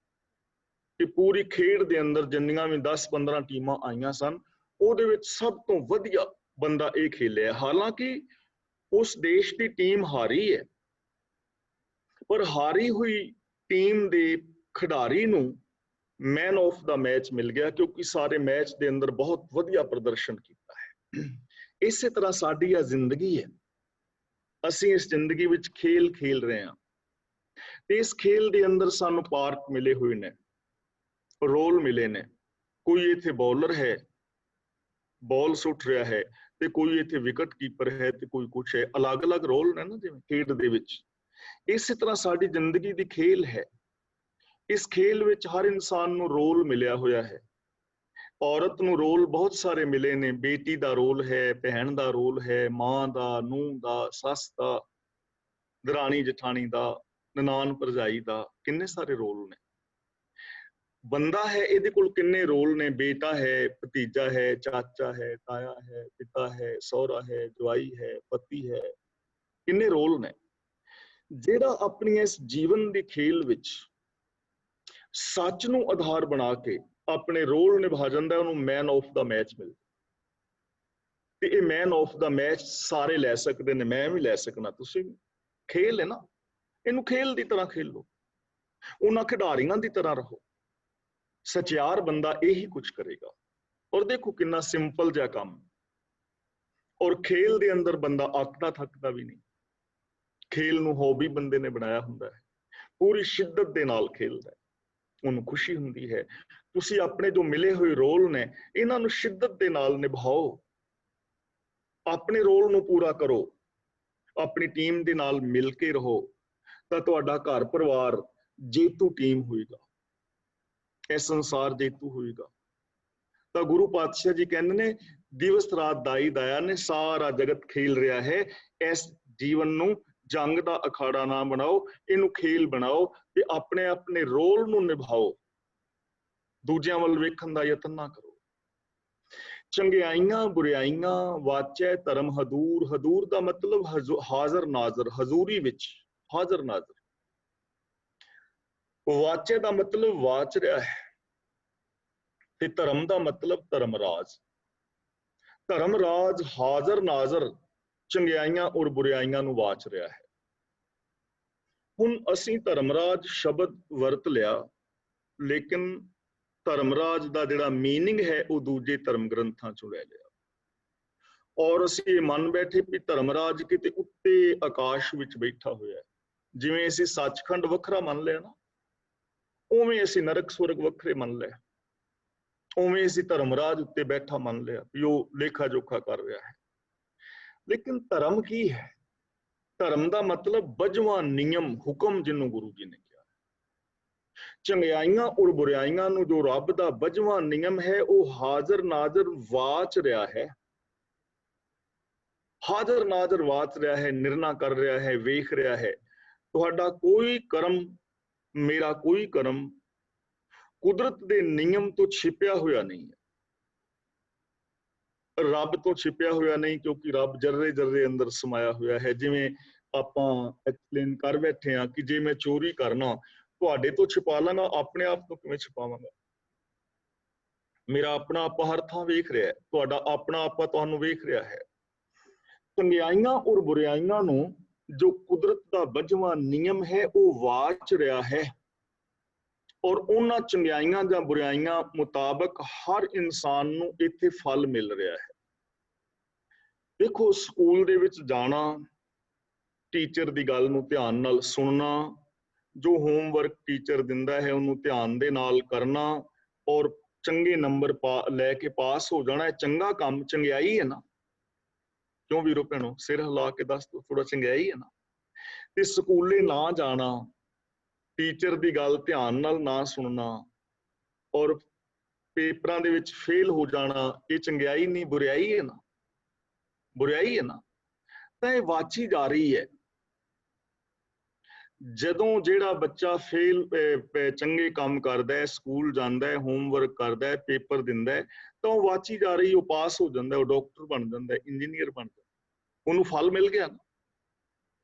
ਤੇ ਜਿਨਨੇ ਚੋਰੀ ਕੀਤੀ ਘਰਦਿਆਂ ਨਾਲ, ਟੀਚਰ ਨੂੰ ਧੋਖਾ ਦਿੱਤਾ, ਤਾਂ ਧੋਖਾ ਕਿਵੇਂ ਦੇ ਲਵੇਗਾ? ਫੇਲ ਹੋ ਜਾਏਗਾ। ਵਾਚੀ ਕਿ ਨਾ ਚੰਗਿਆਈ ਬੁਰਾਈ। ਤੁਸੀਂ ਕਿਸੇ ਨਾਲ ਈਰਖਾ ਕਰ ਰਹੇ ਹੋ, ਮੰਨ ਲਓ ਤੁਸੀਂ ਕੋਈ ਮੇਰੇ ਨਾਲ ਈਰਖਾ ਕਰ ਰਿਹਾ, ਤੁਹਾਡੇ ਵਿੱਚੋਂ ਕੋਈ ਵੀ, ਤੇ ਮੈਨੂੰ ਨਹੀਂ ਪਤਾ, ਬਾਕੀ ਕਲਾਸ ਵਾਲਿਆਂ ਨੂੰ ਵੀ ਨਹੀਂ ਪਤਾ, ਲੇਕਿਨ ਜਿਹੜਾ ਬੰਦਾ ਈਰਖਾ ਕਰ ਰਿਹਾ ਹੈ, ਕੁਦਰਤ ਦਾ ਕਾਨੂੰਨ ਉਹਦੀ ਅੰਦਰਲੀ ਈਰਖਾ ਨੂੰ ਵਾਚ ਰਿਹਾ ਹੈ ਤੇ ਨਾਲ ਦੇ ਨਾਲ ਉਹਨੂੰ ਫਲ ਮਿਲ ਰਿਹਾ, ਕਿਉਂਕਿ ਉਹ ਅੰਦਰੇ ਅੰਦਰ ਸੜ ਰਿਹਾ ਹੈ। ਮੈਂ ਤੁਹਾਡੇ ਨਾਲ ਈਰਖਾ ਕਰ ਰਿਹਾ ਕਿਸੇ ਨਾਲ, ਕਿਉਂਕਿ ਇਹਨਾਂ ਚੀਜ਼ਾਂ ਨੂੰ ਅਸੀਂ ਆਪਣੇ ਨਾਮ ਲੈ ਕੇ ਚੰਗੀ ਤਰ੍ਹਾਂ ਸਮਝ ਸਕਦੇ ਹਾਂ। ਹੁਣ ਤੁਸੀਂ ਤਾਂ ਕਲਾਸ ਵਿੱਚ ਬੈਠੇ ਹੋ, ਲੇਕਿਨ ਤੁਹਾਨੂੰ ਪਤਾ ਵੀ ਨਹੀਂ, ਪਰ ਮੈਂ ਈਰਖਾ ਕਰ ਰਿਹਾ ਕਿਸੇ ਨਾਲ, ਤਾਂ ਉਹ ਈਰਖਾ ਵਾਚੀ ਜਾ ਰਹੀ ਹੈ ਸਿਸਟਮ ਦੇ ਅੰਦਰ। ਧਰਮ ਦਾ ਮਤਲਬ ਸਿਸਟਮ, ਕੁਦਰਤ ਦਾ ਬਜਵਾਂ ਨਿਯਮ ਵਾਚੀ ਜਾ ਰਹੀ ਹੈ, ਤੇ ਮੈਨੂੰ ਫਲ ਵੀ ਮਿਲ ਰਿਹਾ, ਕਿਉਂਕਿ ਮੇਰੀ ਖੁਸ਼ੀ ਖਤਮ ਹੋਈ ਪਈ ਹੈ, ਮੈਂ ਅੰਦਰ ਸੜਨਾ ਵਾ ਪਿਆ, ਫਲ ਮਿਲ ਗਿਆ ਨਾ। ਚੰਗਿਆਈਆਂ ਬੁਰਾਈਆਂ ਵਾਚੈ ਧਰਮ ਹਦੂਰ, ਧਰਮ ਦਾ ਮਤਲਬ ਕੁਦਰਤ ਦਾ ਬਜਵਾਂ ਨੇਮ ਹਰ ਇੱਕ ਦੀ ਚੰਗਿਆਈ ਔਰ ਬੁਰਾਈ ਨੂੰ ਵਾਚ ਰਿਹਾ ਹੈ, ਔਰ ਉਹਦੇ ਮੁਤਾਬਕ ਉਹਨੂੰ ਸੁੱਖ ਦੁੱਖ ਖੁਸ਼ੀ ਗਮੀ ਦਾ ਫਲ ਹਰ ਵਕਤ ਹਰ ਇੱਕ ਨੂੰ ਮਿਲ ਰਿਹਾ ਹੈ। ਕਰਮੀ ਆਪੋ ਆਪਣੀ ਕੇ ਨੇੜੇ ਕੇ ਦੂਰ, ਇਹਨੂੰ ਕੇ ਨੇੜੇ ਕੇ ਨਹੀਂ ਪੜਨਾ, ਕੇ ਨੇੜੇ ਕੇ ਦੂਰ, ਕੇ ਦਾ ਮਤਲਬ ਕਈ। ਕਰਮੀ ਆਪੋ ਆਪਣੇ ਕਰਮਾਂ ਅਨੁਸਾਰ, ਆਪਣੀ ਆਪਣੀ ਸੋਚ ਮੁਤਾਬਕ ਜੋ ਇਸ ਜ਼ਿੰਦਗੀ ਵਿੱਚ ਕੰਮ ਕਰ ਰਹੇ ਹਾਂ ਉਹਨਾਂ ਕੰਮਾਂ ਮੁਤਾਬਕ ਕਿ ਨੇੜੇ ਕਈ ਲੋਕ ਰੱਬ ਦੇ ਨੇੜੇ ਆ ਜਾਂਦੇ ਨੇ ਚੰਗਿਆਈਆਂ ਕਰਨ ਵਾਲੇ, ਕਿ ਦੂਰ ਕਈ ਲੋਕ ਰੱਬ ਤੋਂ ਦੂਰ ਚਲੇ ਜਾਂਦੇ ਨੇ, ਸੱਚ ਤੋਂ ਦੂਰ ਚਲੇ ਜਾਂਦੇ। ਔਰ ਇਹ ਚੀਜ਼ਾਂ ਵਾਚੀਆਂ ਜਾ ਰਹੀਆਂ ਨੇ। ਦੇਖੋ ਇਸ ਦੁਨੀਆ ਵਿੱਚ ਜਿਹੜੇ ਲੋਕ ਚੰਗੇ ਨੇ, ਜੇ ਸਾਡੇ ਵਿਹਾਰ ਵਿੱਚ ਚੰਗਿਆਈ ਹੋਏਗੀ, ਮਿੱਠਤ ਹੋਏਗੀ, ਪਿਆਰ ਹੋਏਗਾ ਤਾਂ ਅਸੀਂ ਇਕੱਠੇ ਰਹਾਂਗੇ, ਪਰਿਵਾਰ ਇਕੱਠੇ ਰਹਿਣਗੇ। ਜੇ ਵਿੱਚ ਬੁਰਾਈ ਕਰੋਗੇ, ਚੰਗਿਆਈ ਨਹੀਂ ਹੋਏਗੀ, ਪਰਿਵਾਰ ਟੁੱਟ ਜਾਣਗੇ। ਤਲਾਕ ਹੋ ਜਾਂਦੀ ਹੈ। ਕਿਉਂ ਹੋ ਗਈ? ਬੁਰਾਈ ਦੇ ਕਾਰਨ ਹੋਈ। ਚਾਹੇ ਉਹ ਬੁਰਾਈ ਦੋਸ਼ ਪਤੀ ਵਿੱਚ ਹੋਵੇ ਜਾਂ ਪਤਨੀ ਵਿੱਚ ਹੋਵੇ, ਇੱਕ ਵੱਖਰਾ ਟੌਪਿਕ ਹੈ, ਲੇਕਿਨ ਦੂਰੀ ਬੁਰਾਈ ਕਰਕੇ ਵਧੀ। ਜੇ ਦੋ ਭਰਾ ਲੜ ਪਏ ਆਪਸ ਵਿੱਚ, ਕਤਲੋਗਾਰਤ ਹੋ ਗਈ, ਤਾਂ ਬੁਰਾਈ ਕਰਕੇ ਹੋਈ ਹੈ ਦੂਰੀ। ਚਾਹੇ ਦੋਸ਼ ਵੱਡੇ ਭਰਾ ਦਾ, ਛੋਟੇ ਦਾ, ਕਿਸੇ ਦਾ, ਲੇਕਿਨ ਬੁਰਾਈ ਕਰਕੇ ਹੋਈ। ਤੇ ਜਿਨ੍ਹਾਂ ਦਾ ਆਪਸੀ ਤਾਲਮੇਲ ਹੈ ਚੰਗਾ, ਉਹ ਚੰਗਿਆਈਆਂ ਕਰਕੇ ਹੈ। ਚੰਗਿਆਈਆਂ ਕਰਕੇ ਨੇੜਤਾ ਹੈ, ਬੁਰਾਈਆਂ ਕਰਕੇ ਦੂਰੀ ਹੈ। ਔਰ ਇਹ ਕੁਦਰਤ ਦਾ ਨਿਯਮ ਲਗਾਤਾਰ ਕੰਮ ਕਰ ਰਿਹਾ ਹੈ। ਵੇਖ ਲਓ ਦੁਨੀਆ ਵਿੱਚ ਹੁਣ ਯੂਰਪ ਕੰਟਰੀ ਹੈ, ਇਹਨਾਂ ਨੇ ਆਪਸ ਦੇ ਵਿੱਚ ਤਾਲਮੇਲ ਬਣਾ ਲਿਆ ਨਾ, ਤਾਂ ਉਹਨਾਂ ਨੇ ਯੂਰੋ ਇੱਕ ਕਰ ਲਿਆ। ਸਾਰੀ ਦੁਨੀਆ ਦੀ ਵੀ ਐਵੇਂ ਹੋ ਸਕਦੀ ਹੈ। ਇੱਥੇ ਬਿਨਾਂ ਵੀਜ਼ੇ ਤੋਂ ਇੱਕ ਦੂਜੇ ਦੇਸ਼ ਵਿੱਚ ਆ ਜਾ ਰਹੇ ਨੇ, ਲੇਕਿਨ ਇੰਡੀਆ ਤੇ ਪਾਕਿਸਤਾਨ, ਚਾਈਨਾ ਵਗੈਰਾ, ਉਹ ਆਪਸ ਦੇ ਵਿੱਚ ਲੜ ਰਹੇ ਨੇ। ਰੀਜ਼ਨ ਕੀ ਹੈ? ਹੁਣ ਇੰਡੀਆ ਔਰ ਪਾਕਿਸਤਾਨ ਜੇ ਆਪਣੇ ਬਾਰਡਰ ਖੋਲ ਦੇਣ ਸਹੀ ਢੰਗ ਦੇ ਨਾਲ ਜ਼ਿੰਦਗੀ ਜੀਣ ਤਾਂ ਕੀ ਪ੍ਰੋਬਲਮ ਹੈ? ਸਾਰੇ ਦੇਸ਼ ਕਰ ਸਕਦੇ ਨੇ, ਲੇਕਿਨ ਇਹ ਹੋਏਗਾ ਚੰਗਿਆਈਆਂ ਦੇ ਨਾਲ, ਬੁਰਾਈਆਂ ਕਰਕੇ ਨਹੀਂ। ਇਸੇ ਤਰ੍ਹਾਂ ਸਾਡੇ ਧਰਮ ਨੇ, ਮਜ਼ਹਬ ਨੇ। ਬੁਰਾਈਆਂ ਜਦੋਂ ਬੰਦੇ ਵਿੱਚ ਹੁੰਦੀਆਂ ਨੇ ਉਦੋਂ ਕਤਲੋਗਾਰਤ ਹੁੰਦੀ। ਚੰਗਾ ਬੰਦਾ ਥੋੜਾ ਅੱਗਾ ਲਾ ਕੇ ਸਾੜੇਗਾ। ਚੰਗਾ ਬੰਦਾ ਜਿਹਦੇ ਅੰਦਰ ਚੰਗਿਆਈ ਹੈ, ਇਨਸਾਨੀਅਤ ਹੈ, ਉਹ ਕਿਸੇ ਦਾ ਘਰ ਥੋੜਾ ਸਾੜੇਗਾ, ਕਿਸੇ ਨੂੰ ਕਤਲ ਥੋੜਾ ਕਰੇਗਾ, ਬੁਰਾ ਬੰਦਾ ਕਰੇਗਾ। ਕਰਮੀ ਆਪੋ ਆਪਣੀ ਕੇ ਨੇੜੇ ਕੇ ਦੂਰ। ਜਿਵੇਂ ਦੁਨੀਆ ਦੇ ਅੰਦਰ ਚੰਗਿਆਈਆਂ ਕਰਕੇ ਇੱਕ ਦੂਜੇ ਦੀ ਨੇੜਤਾ ਬਣਦੀ ਹੈ, ਬੁਰਾਈਆਂ ਕਰਕੇ ਦੂਰੀ ਬਣਦੀ ਹੈ, ਐਵੇਂ ਚੰਗਿਆਈਆਂ ਵਾਲੇ ਇਨਸਾਨ ਗੁਰੂ ਔਰ ਪ੍ਰਭੂ ਦੇ ਨੇੜੇ ਹੋ ਜਾਂਦੇ ਨੇ ਤੇ ਬੁਰਾਈਆਂ ਵਾਲੇ ਦੂਰ ਹੋ ਜਾਂਦੇ ਨੇ। ਚੋਇਸ ਤੁਹਾਡੀ ਆਪਣੀ, ਚੋਇਸ ਮੇਰੀ ਆਪਣੀ ਹੈ ਕਿ ਅਸੀਂ ਸਾਰੇ ਭੈਣਾਂ ਭਰਾਵਾਂ ਨੇ ਕਿਵੇਂ ਮਿਲਣਾ ਵਰਤਣਾ, ਪਿਆਰ ਨਾਲ ਜਾਂ ਨਫ਼ਰਤ ਨਾਲ, ਹੰਕਾਰ ਦੇ ਨਾਲ ਆਫਰੇ ਫਿਰਨਾ ਜਾਂ ਨਿਮਰਤਾ ਦੇ ਨਾਲ। ਇੱਕ ਦੂਜੇ ਨੂੰ ਮਿਲਦਿਆਂ ਖੁਸ਼ੀ ਦੇ ਨਾਲ ਫਤਿਹ ਬੁਲਾਣੀ ਹੈ ਜਾਂ ਕਿ ਫਤਿਹ ਇੱਕ ਬੁਲਾਉਂਦਾ ਤੇ ਦੂਜੇ ਨੇ ਮੂੰਹ ਘੁਮਾ ਲੈਣਾ। ਇਹ ਸਾਰਿਆਂ ਦੀ ਆਪਣੀ ਮਰਜ਼ੀ ਹੈ, ਪਰ ਇਹ ਚੀਜ਼ਾਂ ਵਾਚੀਆਂ ਜਾ ਰਹੀਆਂ, ਇਹਨਾਂ ਤੋਂ ਬਚ ਕੋਈ ਨਹੀਂ ਸਕਦਾ। ਅਗਲਾ ਬਚਨ ਕਰਦੇ ਨੇ, ਜਿੰਨੀ ਨਾਮ ਧਿਆਇਆ। ਨਾਮ ਦਾ ਮਤਲਬ ਇੱਥੇ ਹੈ ਹੁਕਮ, ਧਿਆਇਆ ਦਾ ਮਤਲਬ ਧਿਆਨ ਵਿੱਚ ਰੱਖਿਆ। ਕਿਉਂਕਿ ਜਦੋਂ ਮਹਾਨ ਕੋਸ਼ ਪੜੋਗੇ ਨਾ ਤੇ ਨਾਮ ਦੇ ਤੁਹਾਨੂੰ ਕਈ ਅਰਥ ਮਿਲਣਗੇ। ਜਿੰਨੀ ਨਾਮ ਧਿਆਇਆ, ਜਿਨ੍ਹਾਂ ਨੇ ਹੁਕਮ ਨੂੰ ਧਿਆਨ ਵਿੱਚ ਰੱਖਿਆ, ਹੁਕਮ ਰਜ਼ਾਈ ਚੱਲਣਾ, ਜਿਨ੍ਹਾਂ ਨੇ ਹੁਕਮ ਨੂੰ ਧਿਆਨ ਵਿੱਚ ਰੱਖਿਆ। ਗਏ ਮਸ਼ੱਕਤ ਕਾਲ। ਮਸ਼ੱਕਤ ਦਾ ਮਤਲਬ ਮਿਹਨਤ, ਇਹਨੂੰ ਮਸਕਤ ਨਹੀਂ ਪੜਨਾ, ਮਸ਼ੱਕਤ। ਮਸ਼ੱਕਤ ਦਾ ਮਤਲਬ ਮਿਹਨਤ, ਕਾਲ ਦਾ ਮਤਲਬ ਕਾਲ ਕੇ ਯਾਨੀ ਸਫਲ ਕਰਕੇ। ਉਹ ਇਸ ਦੁਨੀਆ ਤੋਂ ਆਪਣੀ ਮਿਹਨਤ ਨੂੰ ਸਫਲ ਕਰਕੇ ਗਏ। ਯਾਨੀ ਮਿਹਨਤ ਕਿਹਨਾਂ ਦੀ ਸਫਲ ਹੋਈ? ਜਿਨ੍ਹਾਂ ਨੇ ਹੁਕਮ ਨੂੰ ਧਿਆਨ ਵਿੱਚ ਰੱਖਿਆ। ਹੁਕਮ ਦਾ ਮਤਲਬ ਸਿਸਟਮ। ਜਿਨ੍ਹਾਂ ਨੇ ਸਿਸਟਮ ਮੁਤਾਬਕ ਮਿਹਨਤ ਕੀਤੀ, ਉਹਨਾਂ ਦੀ ਮਿਹਨਤ ਸਫਲ ਹੋ ਗਈ। ਤੇ ਜਿਨ੍ਹਾਂ ਨੇ ਹੁਕਮ ਨੂੰ ਧਿਆਨ ਵਿੱਚ ਨਹੀਂ ਰੱਖਿਆ, ਮਿਹਨਤ ਤਾਂ ਉਹਨਾਂ ਨੇ ਕੀਤੀ ਪਰ ਸਫਲ ਨਹੀਂ ਹੋਈ। ਹਲ ਤੇ ਬੜਾ ਵਾਇਆ ਪੈਲੀ 'ਚ, ਪਾਣੀ ਵੀ ਦਿੱਤਾ, ਬੀਜ ਵੀ ਬੀਜਿਆ, ਲੇਕਿਨ ਸਿਸਟਮ ਮੁਤਾਬਕ ਨਹੀਂ। ਕਲਰ ਵਾਲੀ ਜ਼ਮੀਨ ਵਾਂਦੇ ਰਹੇ, ਕਲਰ ਵਾਲੀ ਜ਼ਮੀਨ ਵਿੱਚ ਬੀਜ ਦਿੱਤਾ। ਦੂਜਾ ਬੰਦਾ ਸੀ, ਉਹਨੇ ਉਪਜਾਊ ਜ਼ਮੀਨ ਵਿੱਚ ਹਲ ਵਾਇਆ, ਉਪਜਾਊ ਜ਼ਮੀਨ ਦੇ ਅੰਦਰ ਬੀਜ ਬੀਜਿਆ। ਹੁਣ ਕਲਰ ਵਾਲੀ ਜ਼ਮੀਨ ਵਿੱਚ ਬੀਜ ਨਹੀਂ ਉੱਗੇਗਾ। ਕਿਉਂ? ਕਿਉਂਕਿ ਕਲਰ ਵਾਲੀ ਜ਼ਮੀਨ ਵਿੱਚ ਉੱਗਦੇ ਹੀ ਨਹੀਂ ਬੀਜ। ਤਾਂ ਘਾਲ ਤੇ ਘਾਲੀ, ਲੇਕਿਨ ਸਿਸਟਮ ਮੁਤਾਬਕ ਨਹੀਂ ਘਾਲੀ, ਇਸ ਕਰਕੇ ਉਹਦੀ ਸਫਲ ਨਹੀਂ ਹੋਈ। ਉਹਦੀ ਸਫਲ ਨਹੀਂ ਹੋਈ। ਸਫਲ ਘਾਲ ਉਹਦੀ ਹੋਏਗੀ ਜੋ ਸਿਸਟਮ ਮੁਤਾਬਕ ਕੰਮ ਕਰੇਗਾ। ਜੇ ਬਿਨਾਂ ਸਿਸਟਮ ਨੂੰ ਸਮਝਿਆ ਕੰਮ ਕਰੋਗੇ, ਕਰੀ ਜਾਓ। ਹੁਣ ਤੁਸੀਂ ਜਾਣਾ ਹੈ, ਮੰਨ ਲਓ ਸਾਊਥ ਹਾਲ ਜਾਣਾ ਚਾਹੁੰਦੇ ਹੋ, ਕਾਰ ਤੁਸੀਂ ਚਲਾ ਰਹੇ ਹੋ, ਕਾਰ ਨਵੀਂ ਲਈ ਹੈ, ਪੈਟਰੋਲ ਦਾ ਟੈਂਕ ਭਰਿਆ ਹੈ, ਚਲਾਈ ਜਾ ਰਹੇ ਹੋ। ਇਹ ਤੋਂ ਘੰਟੇ ਦਾ ਰਾਸਤਾ ਹੈ, ਲੇਕਿਨ 3 ਘੰਟੇ ਚੱਲਦਿਆਂ ਹੋ ਗਏ ਨੇ, ਹੁਣ ਤੁਸੀਂ ਕਾਰਡਿਫ ਵਾਲੇ ਰਾਸਤੇ ਤੇ ਪਾ ਲਈਏ। ਮਿਹਨਤ ਤੇ ਕਰ ਰਹੇ ਹੋ, ਲੇਕਿਨ ਤੁਹਾਡੀ ਮਿਹਨਤ ਤੁਹਾਨੂੰ ਮੰਜ਼ਿਲ ਤੋਂ ਦੂਰ ਲੈ ਜਾ ਰਹੀ ਹੈ। ਰੀਜਨ ਕਿ ਡਾਇਰੈਕਸ਼ਨ ਗਲਤ ਹੈ ਨਾ। ਹੁਣ ਤੁਸੀਂ ਜਾਣਾ ਹੈ ਕਰਨਾਲ ਤੋਂ ਦਿੱਲੀ, ਕਾਰ ਭਜਾ ਰਹੇ ਹੋ, ਲੇਕਿਨ ਰਾਸਤਾ ਲੈ ਲਿਆ ਦਰਬਾਰ ਸਾਹਿਬ ਵਾਲਾ, ਅੰਮ੍ਰਿਤਸਰ ਵਾਲਾ, ਤਾਂ ਦਿੱਲੀ ਕਿਵੇਂ ਪਹੁੰਚੋ? ਕਿਉਂਕਿ ਡਾਇਰੈਕਸ਼ਨ ਗਲਤ ਹੈ ਨਾ ਆਪਣੀ ਮੰਜ਼ਿਲ ਤੋਂ। ਤਾਂ ਇਹਦਾ ਮਤਲਬ ਇਹ ਹੋਇਆ ਵੀ ਜੇ ਡਾਇਰੈਕਸ਼ਨ ਗਲਤ ਹੈ ਤਾਂ ਕਦੀ ਵੀ ਡੈਸਟੀਨੇਸ਼ਨ ਤੇ ਨਹੀਂ ਪਹੁੰਚੋਗੇ।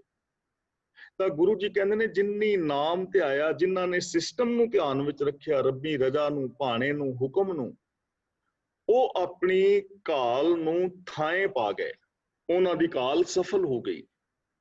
ਹੁਣ ਧਾਰਮਿਕ ਕਰਮ ਕਿੰਨੇ ਲੋਕ ਕਰ ਰਹੇ ਨੇ, ਤੀਰਥਾਂ ਤੇ ਜਾ ਰਹੇ ਨੇ ਲੋਕ, ਵਰਤ ਰੱਖ ਰਹੇ ਨੇ, ਸਰਾਧ ਕਰ ਰਹੇ ਨੇ, ਜੋਤਾਂ ਜਗਾ ਰਹੇ ਨੇ, ਧੂਫ ਦਿਖਾ ਰਹੇ ਨੇ, ਨਾਰੀਅਲ ਪਾਣੀ ਚ ਰੋੜਦੇ ਨੇ ਪਏ, ਸ਼ਨੀ ਦੇਵਤੇ ਨੂੰ ਮੰਨ ਰਹੇ ਨੇ, ਮੜੀਆਂ ਕਬਰਾਂ ਨੂੰ ਪੂਜ ਰਹੇ ਨੇ, ਬਾਬਿਆਂ ਦੇ ਡੇਰੇ ਤੇ ਜਾ ਜਾ ਕੇ ਮੱਥੇ ਟੇਕ ਟੇਕ ਕੇ ਭੌਰੀਆਂ ਪਵਾ ਲਈਆਂ ਨੇ ਮੱਥੇ ਚ, ਬਣਿਆ ਕੱਖ ਵੀ ਨਹੀਂ।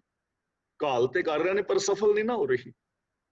ਤੇ ਜੇ ਗੁਰਬਾਣੀ ਪੜ੍ਹ ਕੇ ਗੁਰਬਾਣੀ ਮੁਤਾਬਕ ਜ਼ਿੰਦਗੀ ਜੀਵੀ ਜਾਂਦੀ, ਜਿਵੇਂ ਆਪਾਂ 6 ਗੱਲਾਂ ਕੀਤੀਆਂ ਨੇ, ਅੱਖਾਂ ਨਾਲ ਵੇਖਣਾ ਕੀ ਹੈ, ਕੰਨਾਂ ਨਾਲ ਸੁਣਨਾ ਕੀ ਹੈ, ਜ਼ਬਾਨ ਨਾਲ ਬੋਲਣਾ ਕੀ ਹੈ, ਹੱਥਾਂ ਨਾਲ ਕਰਨਾ ਕੀ ਹੈ, ਪੈਰਾਂ ਨਾਲ ਤੁਰਨਾ ਕਿੱਧਰ ਹੈ, ਮਨ ਕਰਕੇ ਸੋਚਣਾ ਕਿੱਧਰ ਹੈ। ਜੇ ਸੱਚ ਨੂੰ ਬੇਸ ਬਣਾਇਆ ਹੁੰਦਾ ਤੇ ਕਾਲ ਥਾਂ ਪੈ ਜਾਣੀ ਸੀ, ਜੀਵਨ ਵਿੱਚ ਸੁੱਖ ਪੈਦਾ ਹੋਣਾ ਸੀ। ਤਾਂ ਜਿੰਨੀ ਨਾਮ ਧਿਆਇਆ ਗਏ ਮਸ਼ੱਕਤ ਕਾਲ, ਜਿਨ੍ਹਾਂ ਨੇ ਹੁਕਮ ਨੂੰ ਧਿਆਨ ਵਿੱਚ ਰੱਖਿਆ, ਯਾਨੀ ਹੁਕਮ ਮੁਤਾਬਕ ਜ਼ਿੰਦਗੀ ਜੀਵੀ, ਰੱਬੀ ਰਜ਼ਾ ਵਿੱਚ ਤੁਰੇ, ਕੁਰਬਾਨੀ ਮੁਤਾਬਕ ਜੀਵਨ ਜੀਵਿਆ, ਉਹ ਆਪਣੀ ਕਾਲ ਨੂੰ ਸਫਲ ਕਰ ਗਏ, ਉਹਨਾਂ ਦੀ ਮਿਹਨਤ ਸਫਲ ਹੋ ਗਈ। ਨਾਨਕ ਤੇ ਮੁਖ ਉਜਲੇ, ਉਹ ਮੁਖ ਉਜਵਲ ਨੇ। ਉਜਵਲ ਦਾ ਮਤਲਬ ਉਹਨਾਂ ਨੂੰ ਥਾਂ ਥਾਂ ਤੇ ਸਤਿਕਾਰ ਮਿਲਿਆ, ਉਹਨਾਂ ਨੂੰ ਮਾਣ ਮਿਲਿਆ। ਕੇਤੀ ਛੁੱਟੀ ਨਾਲ, ਕੇਤੀ ਛੁੱਟੀ ਦਾ ਮਤਲਬ ਹੋਰ ਵੀ ਕਿੰਨੀ ਲੁਕਾਈ ਉਹਨਾਂ ਦੇ ਸੰਗ ਕਰਕੇ ਛੁੱਟ ਗਈ। ਦੂਜਿਆਂ ਨੂੰ ਵੀ ਉਹਨਾਂ ਨੇ ਉਪਦੇਸ਼ ਦਿੱਤਾ, ਦੂਜਿਆਂ ਨੇ ਵੀ ਉਹਨਾਂ ਦੇ ਜੀਵਨ ਤੋਂ ਪ੍ਰੇਰਨਾ ਲਈ, ਔਰ ਉਹਨਾਂ ਦੀ ਪ੍ਰੇਰਨਾ ਦੇ ਨਾਲ ਹੋਰ ਵੀ ਬਹੁਤ ਸਾਰੇ ਲੋਕ ਵਿਕਾਰਾਂ ਤੋਂ ਬਚ ਗਏ। ਭਗਤ ਕਬੀਰ ਜੀ ਨੇ ਕਿੰਨੇ ਲੋਕ ਬਚੇ ਉਹਨਾਂ ਦੇ ਨਾਲ ਲੱਗ। ਕੱਪੜਾ ਉਣਵਾਉਣ ਵਾਸਤੇ ਗਿਆ ਭਗਤ ਕਬੀਰ ਜੀ ਨੇ, ਕੱਪੜਾ ਤੇ ਉਣਿਆ, ਪਰ ਐਸਾ ਉਪਦੇਸ਼ ਕੀਤਾ, ਉਹਦਾ ਮਨ ਵੀ ਰੱਬ ਦੇ ਨਾਮ ਨਾਲ, ਗੁਣਾ ਦੇ ਨਾਲ ਉਣ ਦਿੱਤਾ। ਭਗਤ ਨਾਮਦੇਵ ਜੀ ਕੱਪੜੇ ਰੰਗਦੇ ਨੇ ਨਾ, ਕੱਪੜਾ ਰੰਗਣ ਵਾਸਤੇ, ਰੰਗਾਉਣ ਵਾਸਤੇ ਕੋਈ ਗਿਆ ਕਿ ਵੀਰ ਮੇਰਾ ਕੱਪੜਾ ਰੰਗ ਦੇ, ਉਹਨੇ ਕੱਪੜਾ ਤੇ ਰੰਗਿਆ, ਪਰ ਐਸੇ ਬੋਲ ਬੋਲੇ ਕਿ ਉਹਦਾ ਮਨ ਵੀ ਸੱਚ ਦੇ ਨਾਲ ਰੰਗ ਦਿੱਤਾ। ਗੁਰੂ ਨਾਨਕ ਦੇਵ ਜੀ ਦੇ ਪਾਵਨ ਚਰਨਾਂ ਵਿੱਚ ਭਾਈ ਲਹਿਣਾ ਜੀ ਗਏ, ਹੋਰ ਕਿੰਨੇ ਲੋਕ ਆਏ, ਉਹਨਾਂ ਦੇ ਮਨ ਰੰਗੇ ਗਏ ਨਾ, ਜੀਵਨ ਹੀ ਬਦਲ ਗਿਆ। ਕਿਤਨੇ ਲੋਕ ਵਿਕਾਰਾਂ ਤੋਂ ਛੁੱਟ ਗਏ। ਤਾਂ ਸਾਡੀ ਜ਼ਿੰਦਗੀ ਐਸੀ ਹੋਣੀ ਚਾਹੀਦੀ ਹੈ ਕਿ ਅਸੀਂ ਆਪ ਵੀ ਗੁਰਬਾਣੀ ਮੁਤਾਬਕ ਜੀਵਨ ਜੀਵੀਏ, ਤੇ ਸਾਡਾ ਸਿੱਖ ਅਖਵਾਨ ਦਾ ਲਾਭ ਤਾਂ ਆਏਗਾ, ਸਾਡੇ ਵੱਲ ਵੇਖ ਕੇ ਕੋਈ ਹੋਰ ਵੀ ਬਦਲ ਜਾਏ, ਕੋਈ ਹੋਰ ਬੰਦਾ ਵੀ ਇਹੋ ਜਿਹੀ ਜ਼ਿੰਦਗੀ ਜੀਵੇ, ਅਸੀਂ ਆਈਡੀਅਲ ਪਰਸਨ ਬਣੀਏ। ਔਰ ਐਸਾ ਹੋ ਸਕਦਾ ਹੈ। ਦੇਖੋ ਇਸ ਸ਼ਲੋਕ ਦੇ ਅੰਦਰ ਕਿੰਨਾ ਸਾਰਾ ਵਿਸਥਾਰ ਗੁਰਦੇਵ ਪਾਤਸ਼ਾਹ ਨੇ ਦਿੱਤਾ ਹੈ। ਕਿਵੇਂ ਅਸੀਂ ਸਚਿਆਰ ਹੋ ਸਕਦੇ ਹਾਂ, ਸਚਿਆਰਤਾ ਦੀ ਜ਼ਿੰਦਗੀ ਕੈਸੀ ਹੋਵੇਗੀ, ਕਿਵੇਂ ਪੂਰੇ ਸੰਸਾਰ ਦੇ ਅੰਦਰ ਆ ਸਾਰਾ ਸੰਸਾਰ ਜਿਵੇਂ ਆਰਤੀ ਕਰਦਾ ਨਜ਼ਰੀ ਆਉਂਦਾ। ਅਸੀਂ ਪੜ੍ਹ ਰਹੇ ਹਾਂ ਪਿੱਛੇ ਸ਼ਬਦ, ਜਾਂ ਅੱਗੇ ਸੋਹਿਲੇ ਦੇ ਵਿੱਚ ਪੜਾਂਗੇ, ਕਿੰਨਾ ਸੁਹਾਵਣਾ ਇਹ ਸੰਸਾਰ ਬਣ ਜਾਏਗਾ। ਇਹਨਾਂ ਚੀਜ਼ਾਂ ਤੋਂ ਅਸੀਂ ਕਿੰਨੀ ਸੋਹਣੀ ਸਿੱਖਿਆ ਲੈ ਸਕਦੇ ਹਾਂ, ਕਿੰਨਾ ਸੁੰਦਰ ਅਸੀਂ ਆਪਣਾ ਜੀਵਨ ਬਣਾ ਸਕਦੇ ਹਾਂ, ਕਿੰਨੇ ਸੋਹਣੇ ਸਾਡੇ ਪਰਿਵਾਰ ਹੋ ਸਕਦੇ ਨੇ। ਤਾਂ ਗੁਰੂ ਪਾਤਸ਼ਾਹ ਦੀ ਰਹਿਮਤ ਔਰ ਬਖਸ਼ਿਸ਼ ਕਰਨ ਕਿ ਅਸੀਂ ਐਸੀ ਜ਼ਿੰਦਗੀ ਜੀ ਸਕੀਏ।